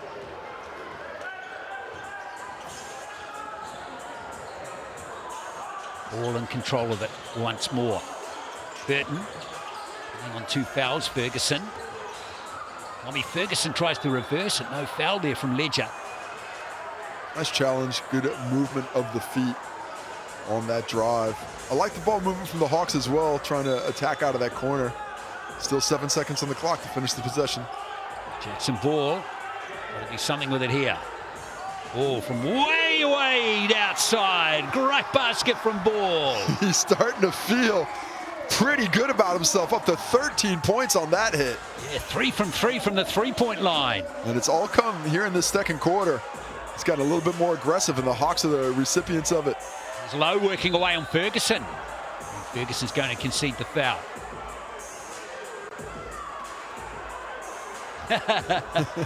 You're a lip reader? I think they disagree. Yep. I think they disagree. But there's a difference between the way you're allowed to guard in the post and the way you're allowed to guard in the shot. So on that post catch, Ferguson can get those elbows in on Rob Lowe, and he can be physical and he can push him off. And even when Rob Lowe's dribbling in, you can still play with that physicality. But once he gets into the shooting action, you cannot hit him the same way in the body. That's why it's a foul. So Ferguson just has to realize that I'm in the tussle, and when he's in the shooting motion, has to get those hands up. And unfortunately, he wasn't able to do so that time around in Rob Lowe's 100th game of his career. Exactly, and of course Lowe knows all of that so well. Being a seasoned vet he is. We've got a timeout on the floor here with the Tuatara. That 9-point lead has been chipped away at by Hawke's Bay, mainly through the outstanding shooting from Jackson Ball. How about Jackson Ball? 17 minutes, 13 points on 5 for 8 from the field, and 3 of 3 from beyond the arc. Outside of him, the Hawks are 1 for 9. So they're certainly dependent on his tray ball right now. Yeah, that last one in particular, Casey, was special. And the free throws picking up a little bit, but 7 for 11 for the Tuatara. And those makes just now from Rob Lowe, pushing it up to 8 for 12. No double-figure scores on the Tuatara squad. And that's a testament to the defense of the Hawks. They are really forcing that ball to get through hands on the defensive end. A lot of nice rotations, excellent hustle. And if they could go find a way to grab that lead and go into the half, how good that would feel as you see Kristen Daly really getting to Kobe Costley. Exactly. You got so much to learn. She's just like, what's Costley thinking? Like, I'm not even in the game. I know. Just like saying there's always something to learn, though, from not playing. Probably more to learn for a young fella like Costley, who had a terrific game in the Rapid League game. Some big finishes. 6 points, 6 rebounds, 5 assists or something, wasn't it? In a big just short of the 555, I think. Yeah. Here's Jackson Ball again. Burton. Oh, blocked by Lowe. That's just too easy. that got extinguished. Here is Wiley. Oh! That got extinguished. Oh, is that a foul on Greta? That's going to be his 3rd. Well, Jackson Ball feels like he was in good defensive position and got depleted there. And I think that's going to be Greta over the top. I thought it was a lot of basketball on the foul. I'm wondering why it might have been someone else just on the body. Got him there. See in a moment, but Greta, Rasmussen and McLaughlin all on 2 fouls. Greta about to be on 3, I think. Josh Wiley at the line here. It's 2 from 2 from that visit to the Chemist Warehouse strike. Back to a 5-point game. A quick 4-point response. The Hawks, after all this work in the first half, they need to keep this close. Do. Very important they do. They don't blow all their work in this last 90 seconds. Greta, nice finish over Dylan Wilkie. The kiss off the glass. Nice defense, but just better offense. Determined to get to the cup there. 7 points for Greta. This pass from Riley. Oh, look who's wide open. Too open. Shooters aren't used to being that open. Riley for 3. They like it like that. Oh, Greta almost tipped it in. I love the work rate of this Hawks team. Still pushing things. Can they get another bucket? Put a little bit more pressure on the Tuatara. Oh, Ball, their sharpshooter is out there. Ball, look at those long arms going to work again. 15 at the half. Jackson Ball putting on a clinic. In the last minute of the quarter, Coach Cam Glynn and the Tuatara are going to take a timeout to discuss things, but brings it back to a 1-point deficit for the second time in the last 5 minutes. I was going to say 15 points for Ball And they're all come in this quarter, haven't they? He's putting in some work. And the efficiency with which he's playing. 6 for 9 from the field. Perfect from behind the arc. And just a glimpse into the future this young man's capable of. Take a look at the Rasmussen triple. That's the only other triple hit in the game for the Hawks outside of Jackson Ball. The big triple for Zach Riley in here. There's the second one the ball hit. Saw Wiley was in front of him, just takes it over. And look at that beautiful kiss. The epic slow motion. Got the little kick out too for Greta at the same time. Now, good news for Hawke's Bay fans is he's still on 2 fouls. Wasn't Greta's foul. No. Fortunate for him. But it was Jackson's ball foul. It was his second.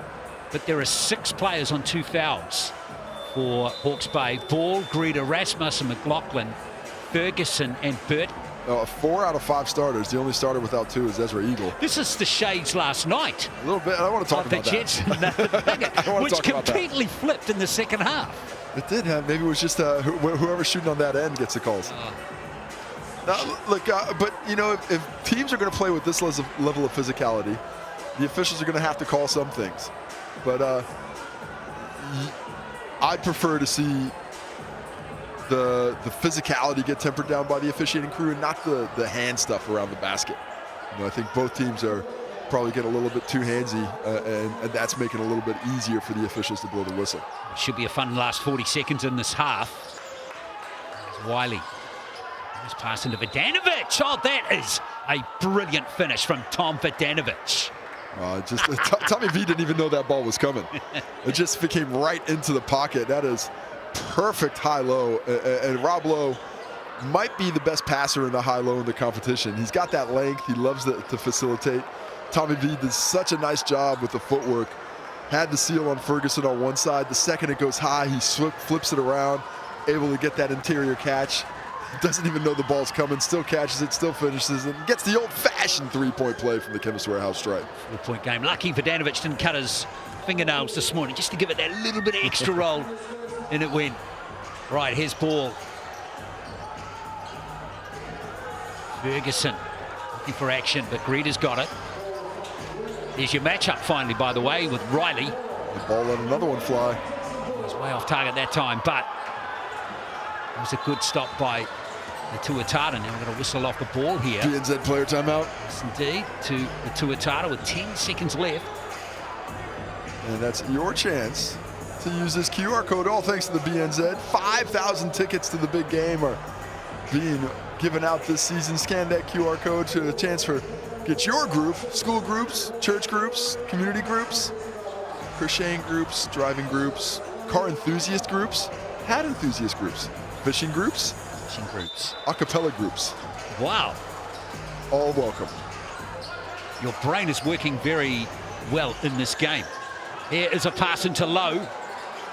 Riley gets it away in time. Oh, that's a crusher. And that's a lovely finish for the Tuatara, with Zach Riley getting his 10th point in the first half. Gives the Tuatara just that little bit of extra breathing space. 47-41. Halfway through this one here in Napier.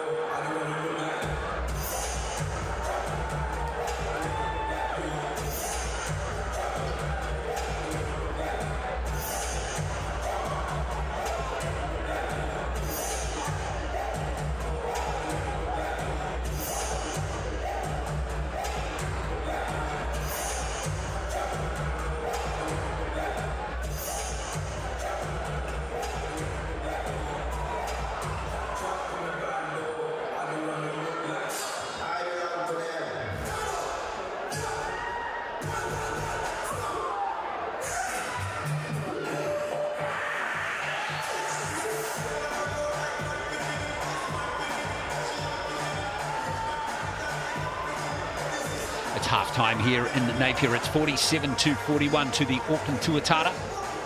Being as high as 9 points in front. Hawke's Bay have done a pretty good job to stick with them, largely through the shooting exploits in that second quarter of the young stud Jackson Ball with 15 points. The young fella dragging him back.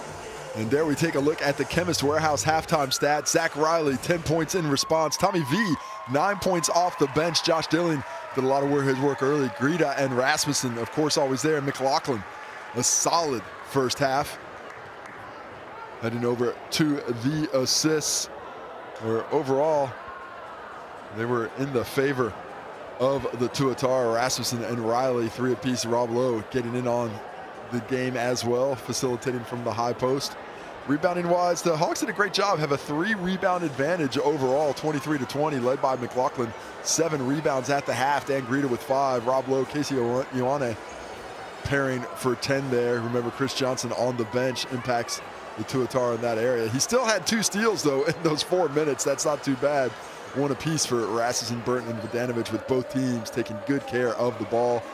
3 blocks all by the Tuatara there in the first half. And overall, the Hawks have done just such a great job of manufacturing possessions and making things tough on the Tuatara. Still down 6, but that momentum swing may come their way in the third quarter. And with Chris Johnson on 3 fouls and with the Tuatara up by 6, it does give Cam Glenn a bit of flexibility. Don't have to rush him back, do they? He doesn't, and he's shown a lot of trust in his depth today. You know, for stages of that first quarter, all 5 players on the court were backups or bench players, and not something that we'd often seen from Coach Cam Glenn in the last couple of years, really relying on those starters. But the bench had went out, did the job, kept the lead, and one of the reasons they're still leading by 6. Exactly. Good minutes played already by players like Josh Wiley, Dylan Wilkie, and Josh Ledger, all around about the 5 and 6 minute mark. 47-41. Second half coming up shortly here from Napier.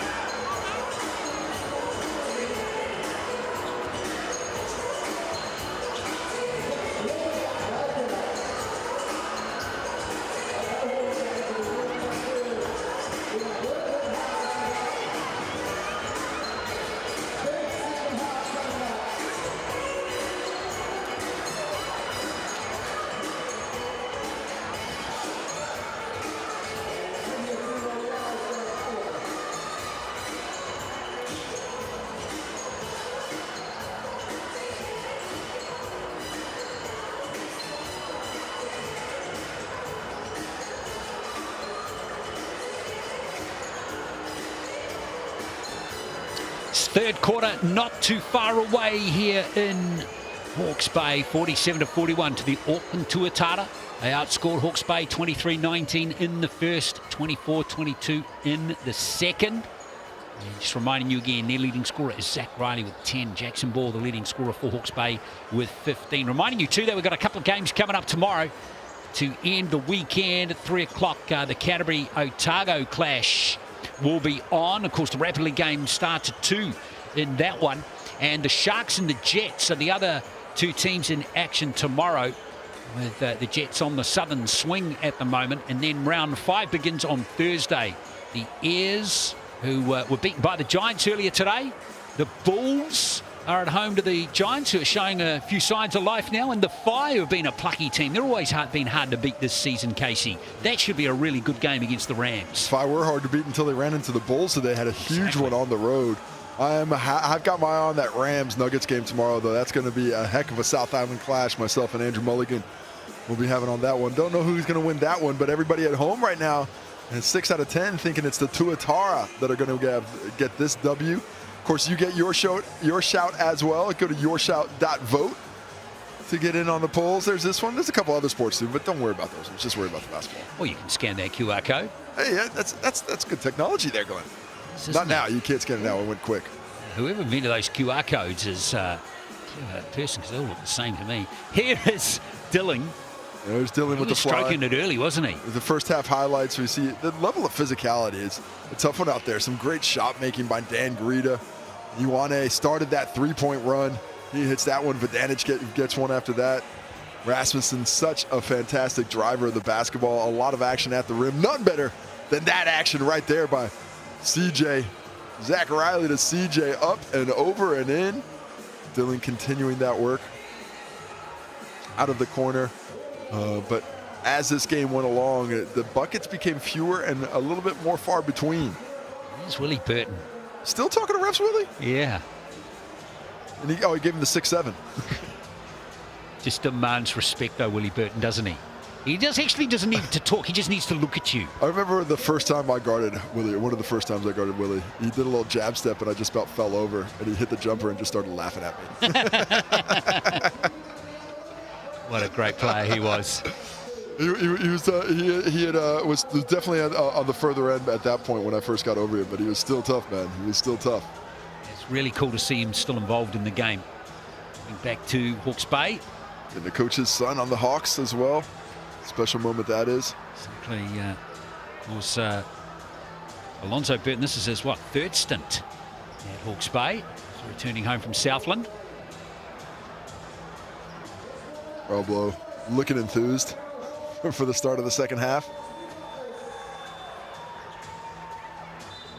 So here is low to start the third quarter. Auckland Tuatara up by 6. Hope you're enjoying the game here from Napier, folks. As we see Chris Johnson starting the third quarter, and Hayward with that three-pointer. We're right distance, though. That was right on track, just a little bit off. I like it. They're just trying to get him back involved. Only 4 minutes in that first half. They want him playing at a high level. Eagle for 3. Low with the rebound. Just so much size. McLaughlin, great position there. But low 6'11" frame, able to just retain it easily. It's Johnson going to work again. He's lost it, but Ioane's picked it up, and there's a foul from behind by McLaughlin, who will go to 3 fouls. Coach Lopez not happy. I think both teams, most of the Hawks, who've got a lot of fouls, just need to stop concentrating on that. Look, you're playing with a high level of physicality because you have to make up for the size of this Tuatara squad. So you're getting your hands in there, and occasionally you're getting caught with your hand in the cookie jar. But understand that this is the game plan, and you're going to have to get through it or find a way to keep these guys from getting catches that deep towards the block. This is Casey Ioane at the line. He's got 5 points in the game so far. He's 18 years of age. Really adapted well to the starting lineup. Yes. He's been called on in the absence of Bairstow, and solid offensively, doing what he needs to there, but really excellent on the defensive end. He's 6'6", he's rangy, he's strong, and that comes in handy defensively. I can tell he's keen to learn too. Subtleties of the game. Speaking of subtleties, look at that. He loves that left-handed hook. He has looked really confident getting to that right shoulder multiple times since his arrival. Brockman's just put the B in Sutton. Now he's working actively at the other end of the court. Ravelo just drops the shoulder, sees McLaughlin is not in good position there. He's almost perturbed to take that whistle. McLaughlin looks a bit mystified, baffled. Well, I mean, the contact was created by Lowe. He dropped the shoulder, but that's because he saw McLaughlin wasn't in that legal guarding spot. So once he got it there, he knew he was going to get that whistle. Misses the first from the Chemist Warehouse stripe, where every free throw season this season goes towards the Hoops and Schools program. Every made free throw, that is. Adds to the kitty. Like that one from Rob Lowe. That's right. Make that kitty purr. Exactly. 1 minute into the third quarter, you never would have picked that Johnson and Lowe would have combined for just 7 points in this game. One of them would be in double digits by now. Was Ball. He was fouled. He looked a little bit uncertain what to do there, Jackson Ball. Do I take it? Do I pass it? And he picked up the foul. Just in between spots. But you've got 15 points in the first half. Just think shoot. Okay, young fella? Yeah. Just keep thinking, I'm going to shoot this rock.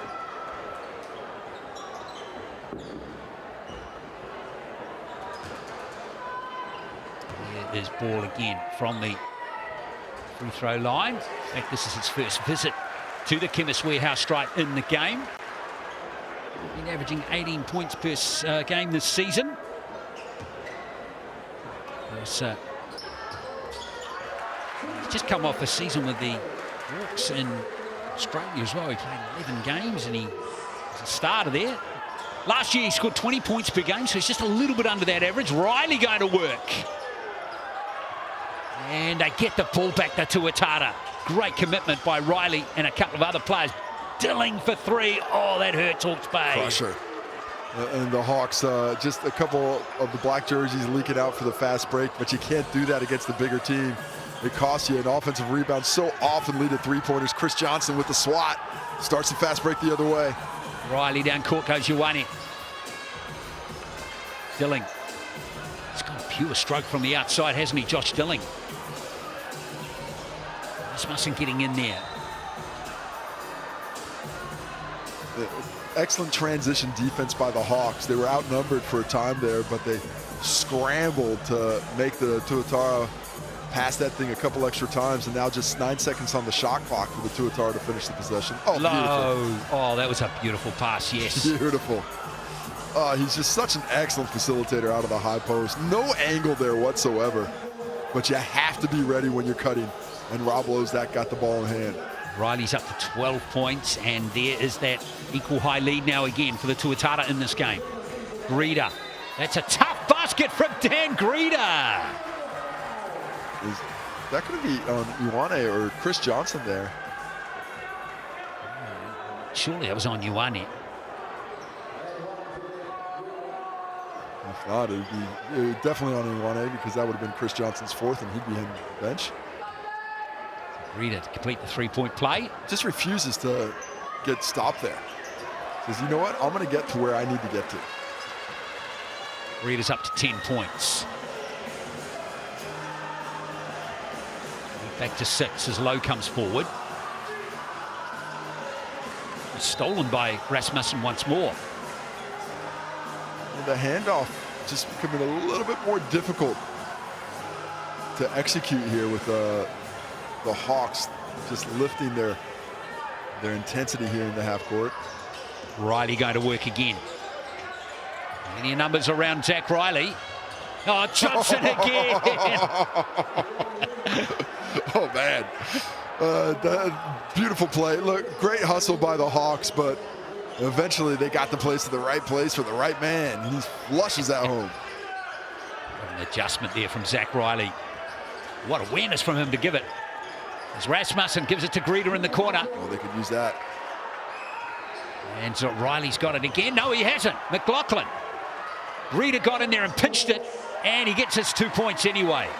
Well, Greeder is rewarded. He's the one who forced that steal, hustling out of the corner after the miss. McLaughlin picks it up and gives it right back to him to finish. Dilling helps himself to 2 points. That's a little too easy, that one. They're just all stretched out. McLaughlin's there to help, but he's worried about Chris Johnson rolling. just a lot of things for the defense to think about. Eagle's going to drop one of these threes eventually, and he finally has. Finally. That's 1 from 5 from him. Finally, 5 for 15 for the Hawks as well. They really needed that make. And still right here. Oh, look at the hustle. You love the hustle. Just every ounce of what they have is being left on this court. Dan Greta will not die wondering. So close, wasn't he, as we see a timeout on the floor. Back to a 5-point lead. It was 9 short time ago, but some effort plays there from Dan Greta and Rasmussen. Keep Hawke's Bay close-ish. A timeout here for the Tuatara just to discuss what's happening in these handoffs. What's happening where we're trying to get this ball in, and suddenly we can't get that ball anywhere. Cam Glidden has done a nice job with rotating things, making sure everybody's involved in the circle. And if you ever want everybody involved in the circle, just buy yourself a $30 large cheese pizza, because that's a circle that everybody wants to get around. I was wondering how you were going to get into that, and you did it superbly as always. It's always going to happen. Yeah. The Sal's I set you up the last time when I said tasty, right? I appreciate it. Yeah. I always like a lob like Chris Johnson. I'll do my best to finish it. Sal's assist 26. That's valid until Wednesday, the 6th of May. Get yourself a cheese. I mean, like, you know, once again, I'm an adult. I prefer toppings. Yes. But, you know, the kids love the cheese. And if that's all that's left over in a pinch, I'll take one. You can't go wrong with the price, $30. Yeah, that's a great deal. 2 players in double figures for the Tuatara, Dylan and Riley. It's interesting what you said about Dylan before. Yeah, he looked a little bit uncertain earlier on in the season, but now he's looking very comfortable 4 games in. You can tell he's the type of player that lets it come to him, doesn't force things. Riley. Tipped back by Greta, but it's only as far as you want it. Now Dilling again. Heat check for Josh Dilling this time. He's now 3 of his 6 3-pointers. Hawks are really playing with fire every time they give up a second shot, especially from the 3-point line. Rasmussen's missing that one. Johnson. And for me, I just want that. If I'm the Hawks, I want that ball in multiple hands. I don't want anybody just bringing it down, coming off on the ball and letting it fly. I want to make this team work. Oh, not again. I went for the reverse, and Keanu Rasmussen does a nice job to block that. That'll be his 3rd foul. Keanu Rasmussen. McLaughlin's already on the bench with 3, and Ferguson as well. And not a lot of bigs. That's why Ezra Eagle, Ferguson's out there, but he's going to play with it. Ezra Eagle there, the de facto power forward with McLaughlin on the bench. Look, this is a good angle to see the height difference between Ezra Eagle and Chris Johnson, where he's guarding. He's giving about, I don't know, 7, maybe 8 inches. Yeah. And the wingspan too, Casey.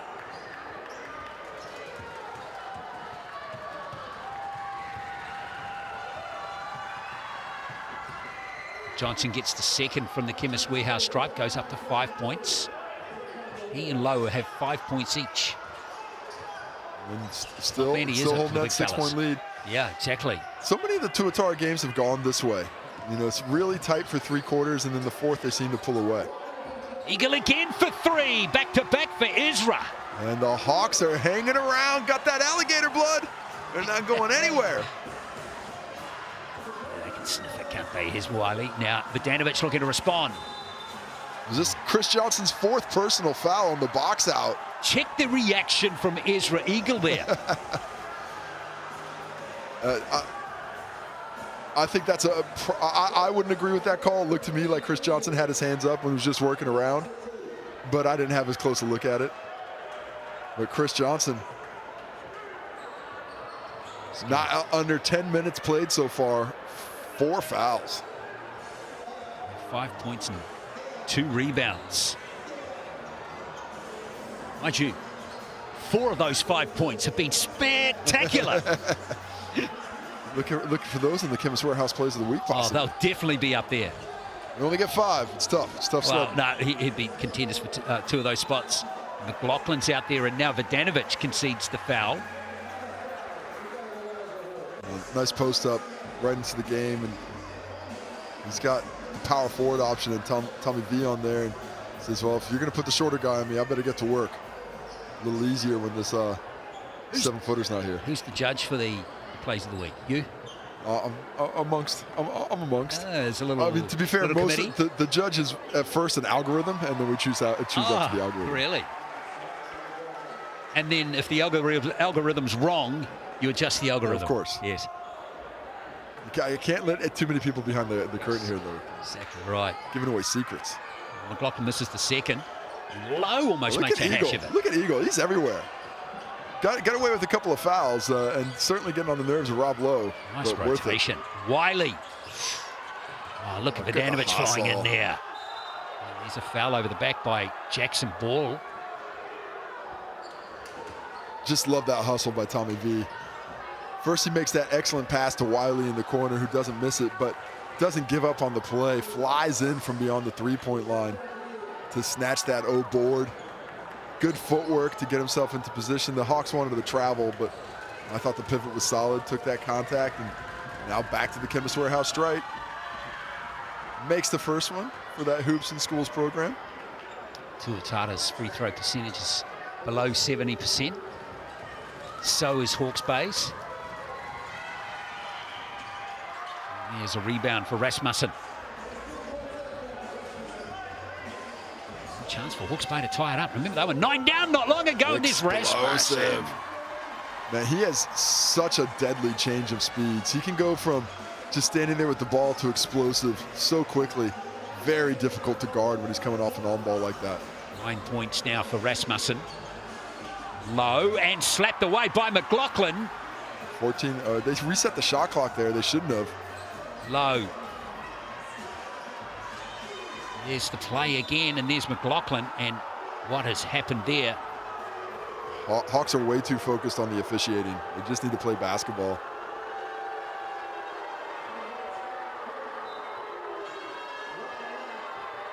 Will Lopez makes a couple of changes. Ferguson and Greeder are back in. Who's that foul gone on there? Well, it could be the hips of Jackson Ball, who got underneath him as he's shooting. Ezra Eagle was pretty straight up and down, but to me, it looked like Jackson Ball got sideways with the hip and got underneath Tommy V as he's going up for the jumper. So finish. Vidanovic goes back to the Chemist Warehouse strike. 1 from 2 from his last visit just a moment ago. To see Hawke's Bay really fighting in this game.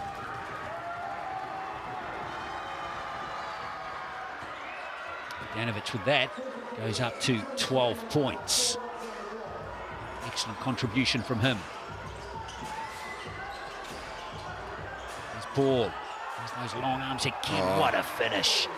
That's clever, man. He hooks a little bit with that right hand, but what a finish on the left. A high kiss off the glass. Just really impressive skill set on display. Here's Wilkie for 3. And it goes. Lovely shooting there from Dylan Silky Wilkie.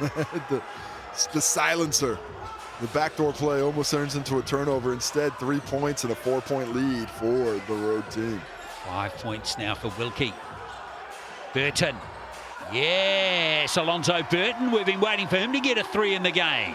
That's just too easy for him. Comes off that on ball and drops. It's tons of space, and he rattles it home to keep it back to 1. Riley continues out there with Riley. Here's Greeder with the rebound. Jackson Ball was thinking about throwing up instead, but McLaughlin. Check the pass out. It was perfect from Jackson Ball into McLaughlin. It was perfect. It drops it right into the breadbasket. And the Hawks, for the first time since the first minute of the game. Exactly when they led 2-0. Are back in the lead. Wow. Wiley. A little untidy from the Tuatara. Here's Riley. In fact, that's Wilkie. Yeah, it's gone real shambles there. And Ferguson tidies up. Burton pushes it to ball. How about this Hawks team? All grit and grind. There's a foul from Lowe. Hawke's Bay with momentum. Momentum has clearly shifted. It is all on the side of the Hawks right now. Now they're worried about the officials. This is very gritty game. Well, looking at the foul trouble, Jackson Ball, Keanu Rasmussen, McLaughlin, Eagle, and Ferguson. Keep going, yeah. All with 3 fouls. 2 for Greta, 2 for Burton. Looking at the Tuatara, 4 on Chris Johnson, 2 on Casey Ioane. And that's all the foul trouble. A few other players with 1 here and sprinkled about. Here we are, Hawke's Bay now lead by 3. Their biggest lead of the game. Time for the Tuatara to respond. They've been put out of a wax by this defense. Danovic, a lovely drive again. He is leading from the front, 14 points. He's the leading scorer for the Tuatara now in the game. Tommy V, the point guard, just comes down and turns the corner, says, I will not be denied. McLaughlin looking to do the same. Lane shot closed quickly as Ferguson gets it back. And there's a nice play from Ferguson, sucked in low. Rob Lowe had completely predetermined that jump. I don't even know if Ferguson went for the up fake. He got knees in the back because of it. Rob Lowe goes flying. Now Tommy Ferguson will head off to the Chemist Warehouse stripe. Ferguson just at 1 point in the game from a free throw in the first half. And he's at the free throw line shooting free throws, where every free throw made this season adds to the kitty through the Hoops and Schools program. Basketball New Zealand working with the Chemist Warehouse, looking for a hoop at a school near you, looking for Tasman, Canterbury, and the West Coast right now. Scan to apply and see if you can't get a new hoop at a school near you. All thanks to the Chemist Warehouse and Basketball New Zealand. Ferguson gets 2 from 2 from that visit. Hawke's Bay back up by 3, just under 2 to play in the third. Intriguing match unfolding here. We hope you're enjoying it. Wherever you're watching this game is Vidanovic. Oh, he's got it on a string at the moment, Tommy Vidanovic. Interesting little change by the Tuatara. They're worried about the pressure, so now they got Tommy V bringing the ball up against Ferguson, and that's just disrupted a little bit in what the Hawks are trying to do. And now a stop for Tommy V. He has taken over these last few minutes. He's a magnet right now. He's attracting everything. Put it up, Tommy. Oh, feeling it. Well, he checked there, but Ioane tipped back to Riley. Trying to work off low was Ioane. And winning the day there, Casey Ioane. Strong. Just goes straight in the test of Ferguson there. And just gets him off his base, sends it back a couple of meters. Might have been trying to get the foul call, but the strength of the teenager on display as they take the 2-point lead. 8 points now for Ioane. Rita. Here's a step back 3 from McLaughlin. Yeah, that's a 2. That's not the shot you want. Foot on the line. It's Riley. That his foot was on the line there, but Greta's got it. It's a little loose at the moment as we end the third here. Couple more possessions. A little bit of freedom. Nice to see out here in a game that's been quite grindy. Yeah. There's Rasmussen. And there is a whistle again. There's 2 Hawke's Bay players go down. I don't think that's on the shot. I think that was on the rebound from behind, but it's bonus free throws now, so I think that's going to be Tommy Ferguson back to the Chemist Warehouse stripe. Much needed for Hawke's Bay. McLaughlin checks out of the game. Eagle back in. Of course, going to take some careful management here. Player rotation from Will Lopez to ensure that the Hawke's Bay team don't get in the same problem that Manawatu did last night. I like this getting McLaughlin off for this final possession, though. Make sure he doesn't pick up foul number 4. Of course, you got Eagle and Ferguson in there, so they might, but still. Didn't see that Manawatu game last night, by the way, folks. 3 players fouled out in the last 5 minutes of that game. It's not even that bad, really. I fouled out of a game in 7 minutes once. That doesn't surprise me. Here's Lowe. In fact, they'll be disappointed if that didn't happen during your career on more than one occasion. 7 was pretty tight. Yeah. An angry man that day. Here's Vidanovic. Soaking up these last few seconds for this last shot. Dilling. Looking for the foul, not getting it. Low, beautiful pass out to Dilling. A little reach in there from Rasmussen right at the end of the quarter, perhaps. Yeah, just 2 seconds left on the clock. The hustle of Rob Lowe grabbing 1 extra possession for Josh Dillon there. And he's able to use that up fake and find the space, gets the whistle, and a chance to extend this 2-point lead to 4. Ball back in the game for Greta. No risks from Will Lopez. In these last 2 seconds. Free throws, once again, the iron gun kind. 2 from 5 from the stripe for Dilling in this game now. The freebies from Chemist Warehouse, the Chemist Warehouse stripe, not as free as they look. Second, Hawke's Bay. Here's Paul. From the half. Oh, wasn't far away, Jackson Ball. 73-70. It's nice and tight here in Napier, heading into the last quarter. But it's the Tuatara in front.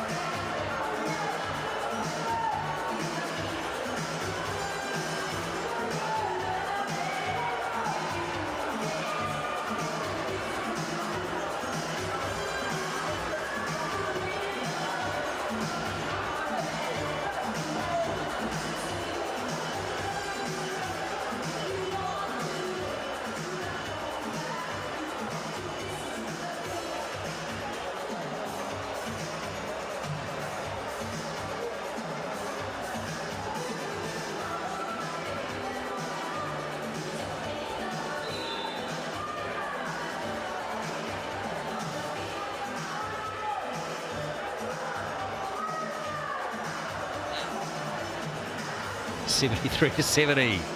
It is to Auckland, with Hawke's Bay outscoring the Tuatara in that last quarter, 29-26. A nice high-scoring quarter. Jackson Ball leading all scorers in the game with 19. Greta and McLaughlin also in double figures for the Hawks. And Tommy Vodanovic off the bench, 17 points at 55%. Leading the scoring for the Tuatara. Tuatara have been in this position pretty much every game this season. Tight coming into the fourth quarter. In 3 of those games, they pulled away and won with ease. And the other one, they got pulled away from and lost in their last time out to the Saints. Which way is the swing going to swing today? Wow, what about that arc on that shot from Greta? First three-pointer of the game for Greta. He hadn't been able to find the range before that, but that is a big one, as he is now 1 for 4. Adds to his 15 points on the total now. Worth mentioning too that Keanu Rasmussen hasn't started the fourth quarter as Tommy Vodanovic again. He's winding back the clock in this performance. 19 points for him now. Beautiful footwork on the drop step. Looked like he was going to go to the fadeaway. Instead, that little pirouette with a kiss off the glass for 2. Jackson Ball. Yes, Rasmussen picked up his 4th foul right at the end of the 3rd, so he's not starting the 4th. Now Eagle left alone for the 3, and in it rattles again, right in front of the Tuatara bench as well. Really nice set and good recognition by Greta. He comes off that handoff and sees that he's drawn 2. The perfect space out by Eagle, catches and drops it. He's got 12 points in the game now, Ezra Eagle, and look at him, he's fired up. That's McLaughlin, once again, getting his hand on a pass from Rob Lowe, and he's done that a few times. He's really contesting those passing lanes well. We've seen a few beautiful dimes that have gotten through, but that's a couple of times now that the turnover has been forced. Yeah, I was just looking at the reaction from Eagle. It's like he won the World Cup. What about that pass from Jackson Ball? Good play, puts the defender in jail behind him and forces that second defender to spend an extra half beat a second with him. Rob Lowe doesn't get down to McLaughlin, and he gets the finish. By 3, the home team now. Tuatara leading just a moment ago. There's Lowe goes for 3, and there's his first triple of the game. Before that, Rob Lowe had just had 5 shots and 1 make. Now he's 2 for 6 and 1 for 4 from 3, up to 8 points. I wonder if he doesn't get hot here in the 4th. There's McLaughlin. Listen, gather from him. Eagle looking for Burton. Eagle. Shot clock down a single. Here goes the shot from Eagle again. Nice rebound from Zach Riley. That's a great rebound. Almost baited the foul into McLaughlin as well. Dilling, nice ball over to Lowe in the corner. Back to back. Yeah, baby. In the break, you and I, Glenn, were talking about how Rob Lowe only had 5 shots. Like, what's going on? He's only got 5 points and 5 shots. I mean, get him some touches. Well, he's up to 11. 2 touches, 2 buckets, 11 points, 3-point lead to the Tuatara. Yeah, what a start to the third quarter. The final quarter, rather.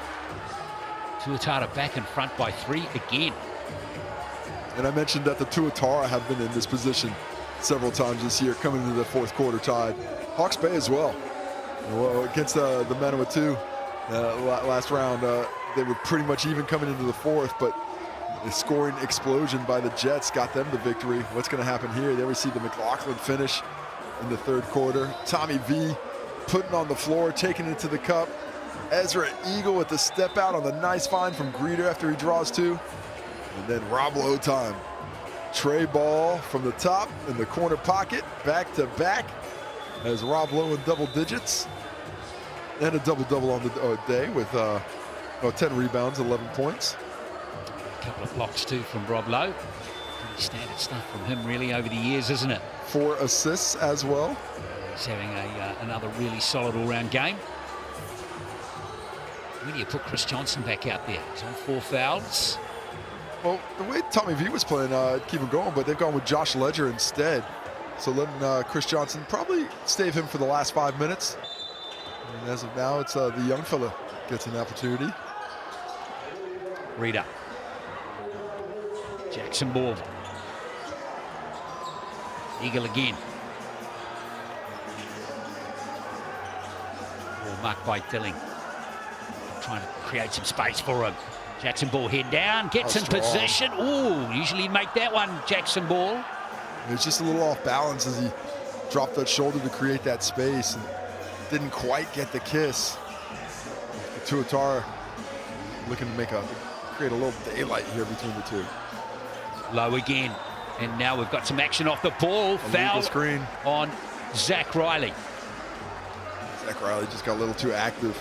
It was a nice little set, though. It was the down screen re-screen for Rob Lowe, trying to get him to a pop-out for another 3.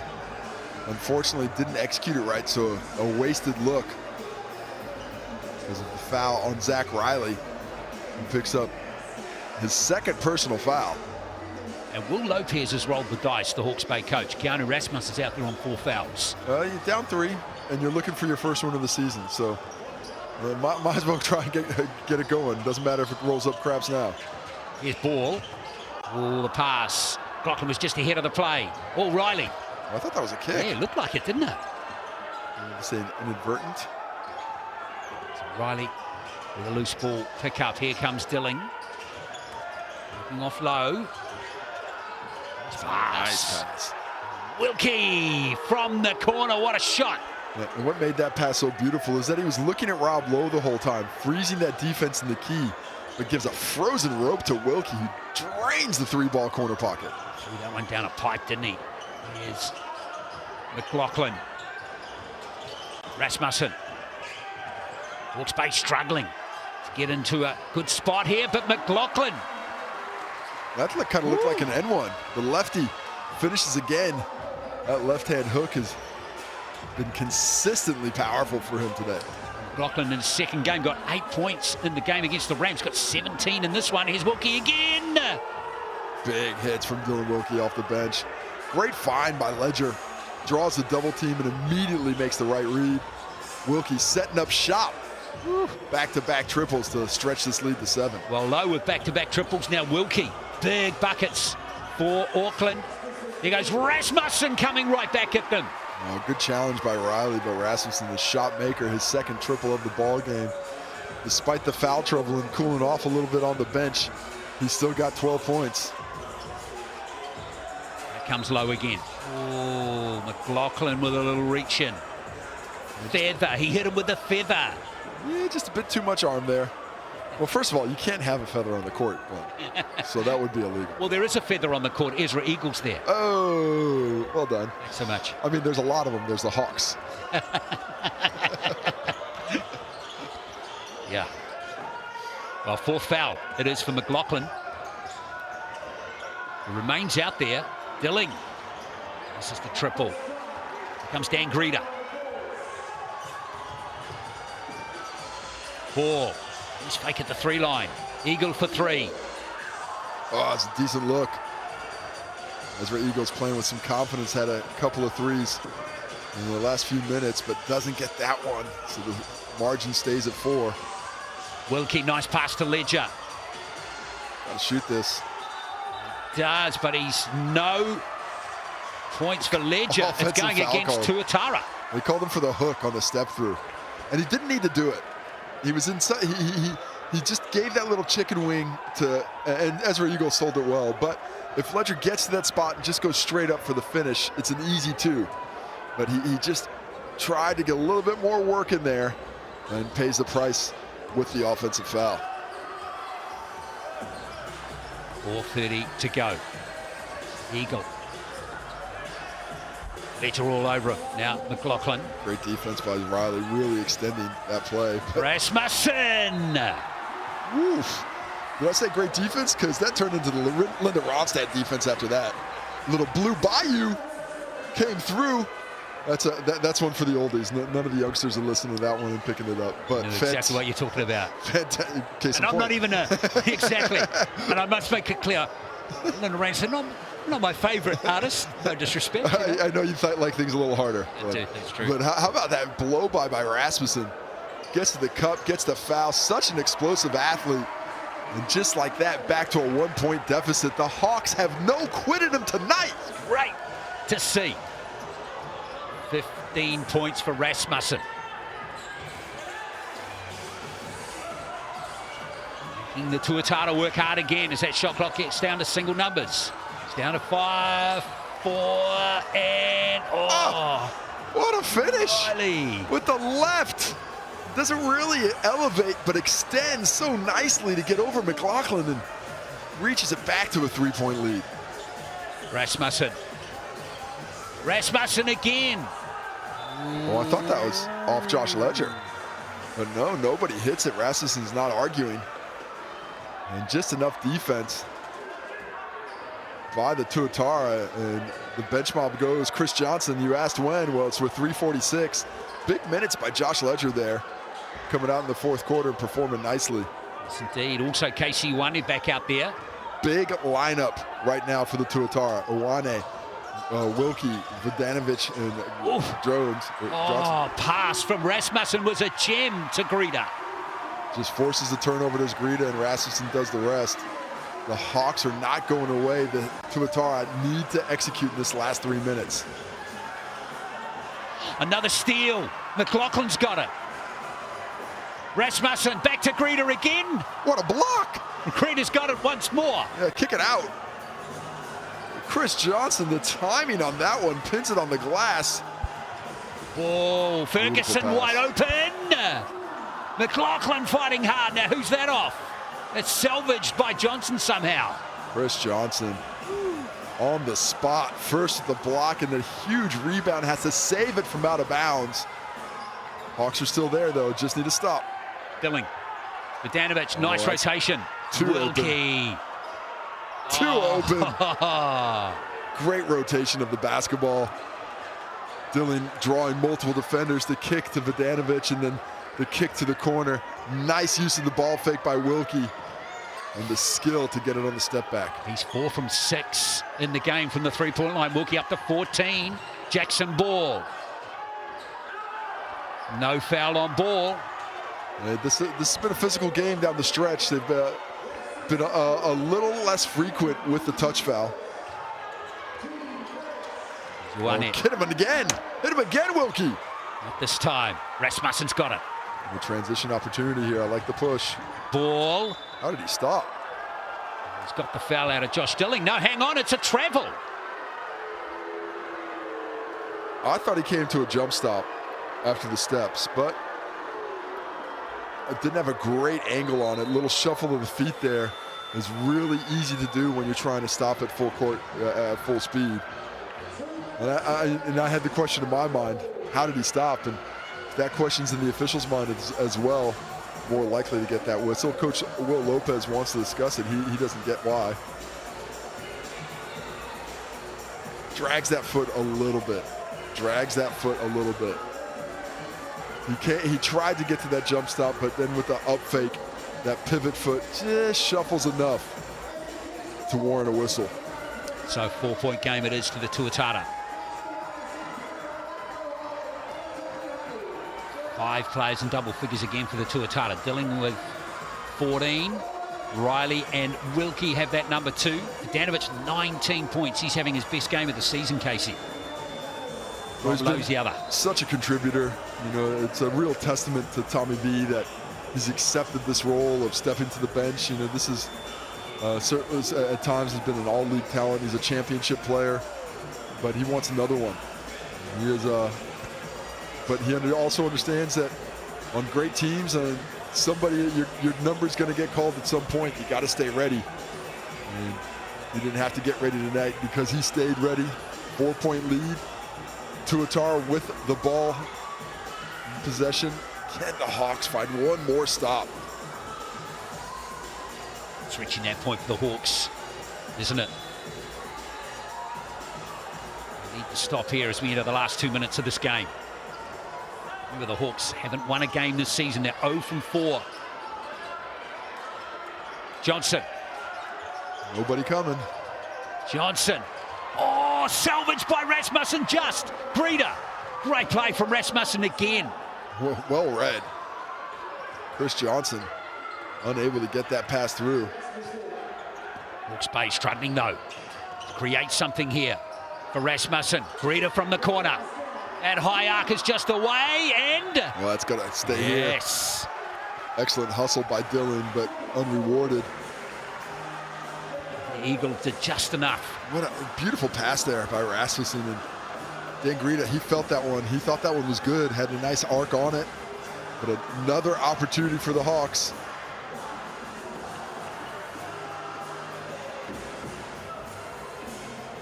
Rasmussen and McLaughlin, fair play to them. And they've been out of 4 fouls for about 7 minutes, both of them, and they're still playing hard.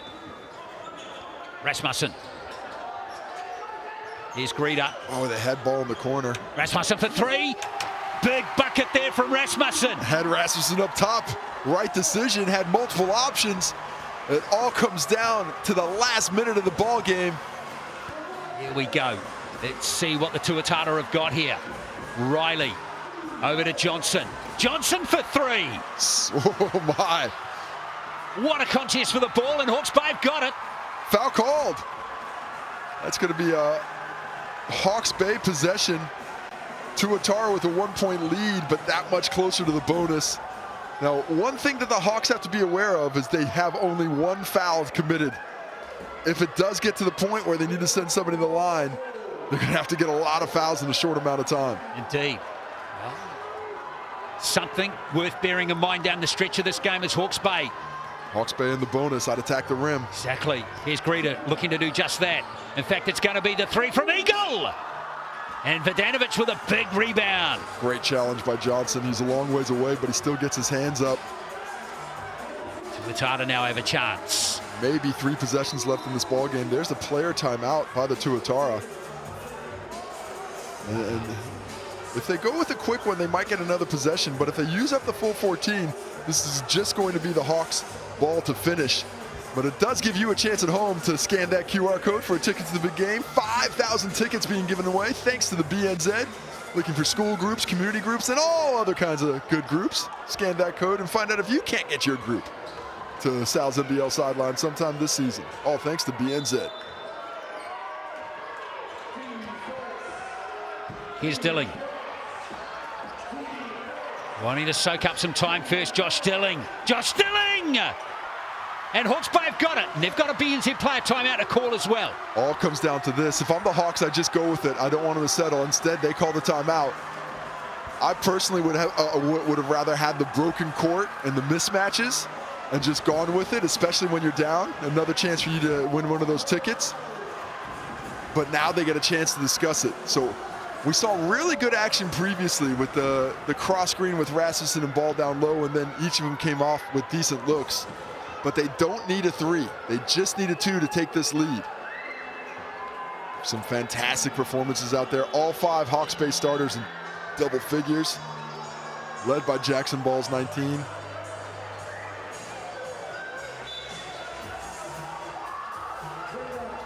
All right, here's Ball. For the last 15 seconds, Hawke's Bay for their first win of the season. It all comes down to this. What a steal! Rasmussen's lost it.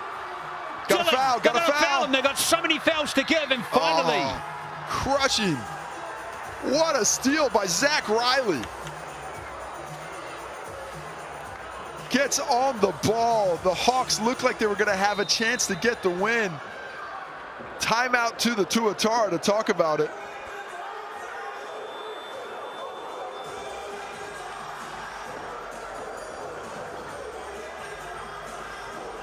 Unbelievable defense there.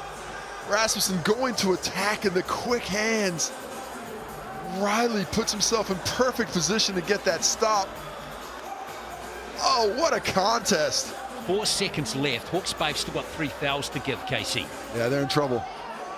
They're in trouble. It's just going to be, there's just not enough time on the clock to get it done. The only real chance is a steal and a shot right away. O'Reilly having another tremendous game. Some very impressive numbers from him once more. But that play there, right up there, wasn't it, in terms of being one of the plays of the game? I mean, it was the play of the game, really, because if the Hawks get that shot, they're in the lead, and maybe they finally break through this season. As it is, it's not an impossibility, but it'll take at least a minor miracle here. With so little time on the clock and so many fouls to give to force the Tuatara to the line. If somehow the Hawks can force a turnover in the live ball and get that shot up. 4.5 seconds left in the ball game. Well, it's the Tuataras to lose. Interesting setup here. Yeah. I'd play a little bit closer to the ball and try and get that steal. Dilling. Looks like he tripped. Yeah. Is that going to be a free throw? And Vodanovic is calling for the unsportsmanlike foul there. I think it's 1 free throw in the basketball. So the foul without the inbound, I believe it's going to be 1 free throw in the basketball in this situation. So Dilling will get to shoot. Is that Dan Greta's fouled out as well? No. I'm sorry, Jackson Ball's fouled out. Yeah, Jackson Ball's fouled out on 19 points, 4 assists. And because the ball hadn't been inbounded, let me explain what's happening here. The ball had not been inbounded. So that's going to be a free throw for the person who was fouled, and possession goes back to the Tuatara.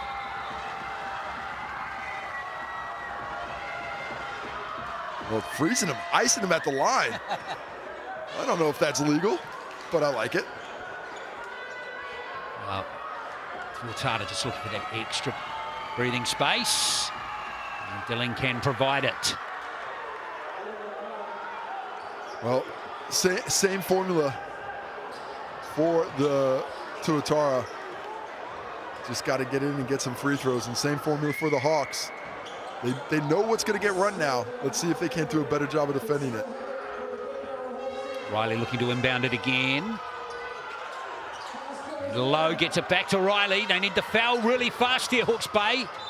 And that's taken 3 seconds. That's the ball game. It is.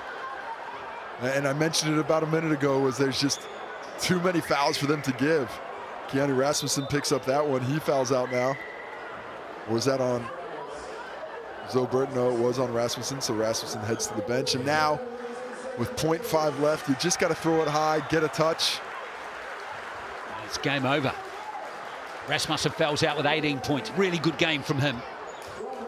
And there it is. It's over. What a finish there. Smart play from Zach Riley. That's a troll play. It is. From Zach Riley, but I like it a lot. That's like rubbing it in. And he is the MVP of our game here, Zach Riley. Another really good game from him. 14 points, 8 rebounds, 6 assists. It's and Zach the biggest Riley. steal of the ball game. Yeah, and that play right at the end there too. Fantastic effort by both teams. Love the work rate of this Hawke's Bay Hawks squad. You know, they're still waiting. That man who just on screen there, Chase Jeter, as their starting center, playing above their size and with a lot of heart, but just couldn't come out with the win today. Instead, it's the Tuatara who pick up win number 4. Yeah, it's a 4-1 record now for the Tuatara in 2026. 0-5 from Hawke's Bay, and that one's going to hurt. Well, none of them feel good, but some of them certainly sting a little bit more than others. And this is a couple of games here where the Hawks have been right on the cusp of getting the victory and just haven't been able to pull it out. But don't let the record fool you. That's a team with a lot of heart and some wins in its future. Taking a look at the Chemist Warehouse stats, Tommy V came off the bench for 19, Dylan with 15. And we see 5 of the 6 players for the Tuatara in double figures, all 5 starters for the Hawks in double figures, led by Jackson Ball, who had that explosive second quarter. 15 points at the half. Rasmussen and Vugrita certainly doing some work on their end. 6 assists, the best in the game for Zach Riley, Dylan, and Rasmussen, 5 apiece. Rob Lowe and Jackson Ball also getting involved in the action with consistency. Dan Greta, the double-double. Rob Lowe joins him. Zach Riley and McLaughlin right there on the cusp of double figures.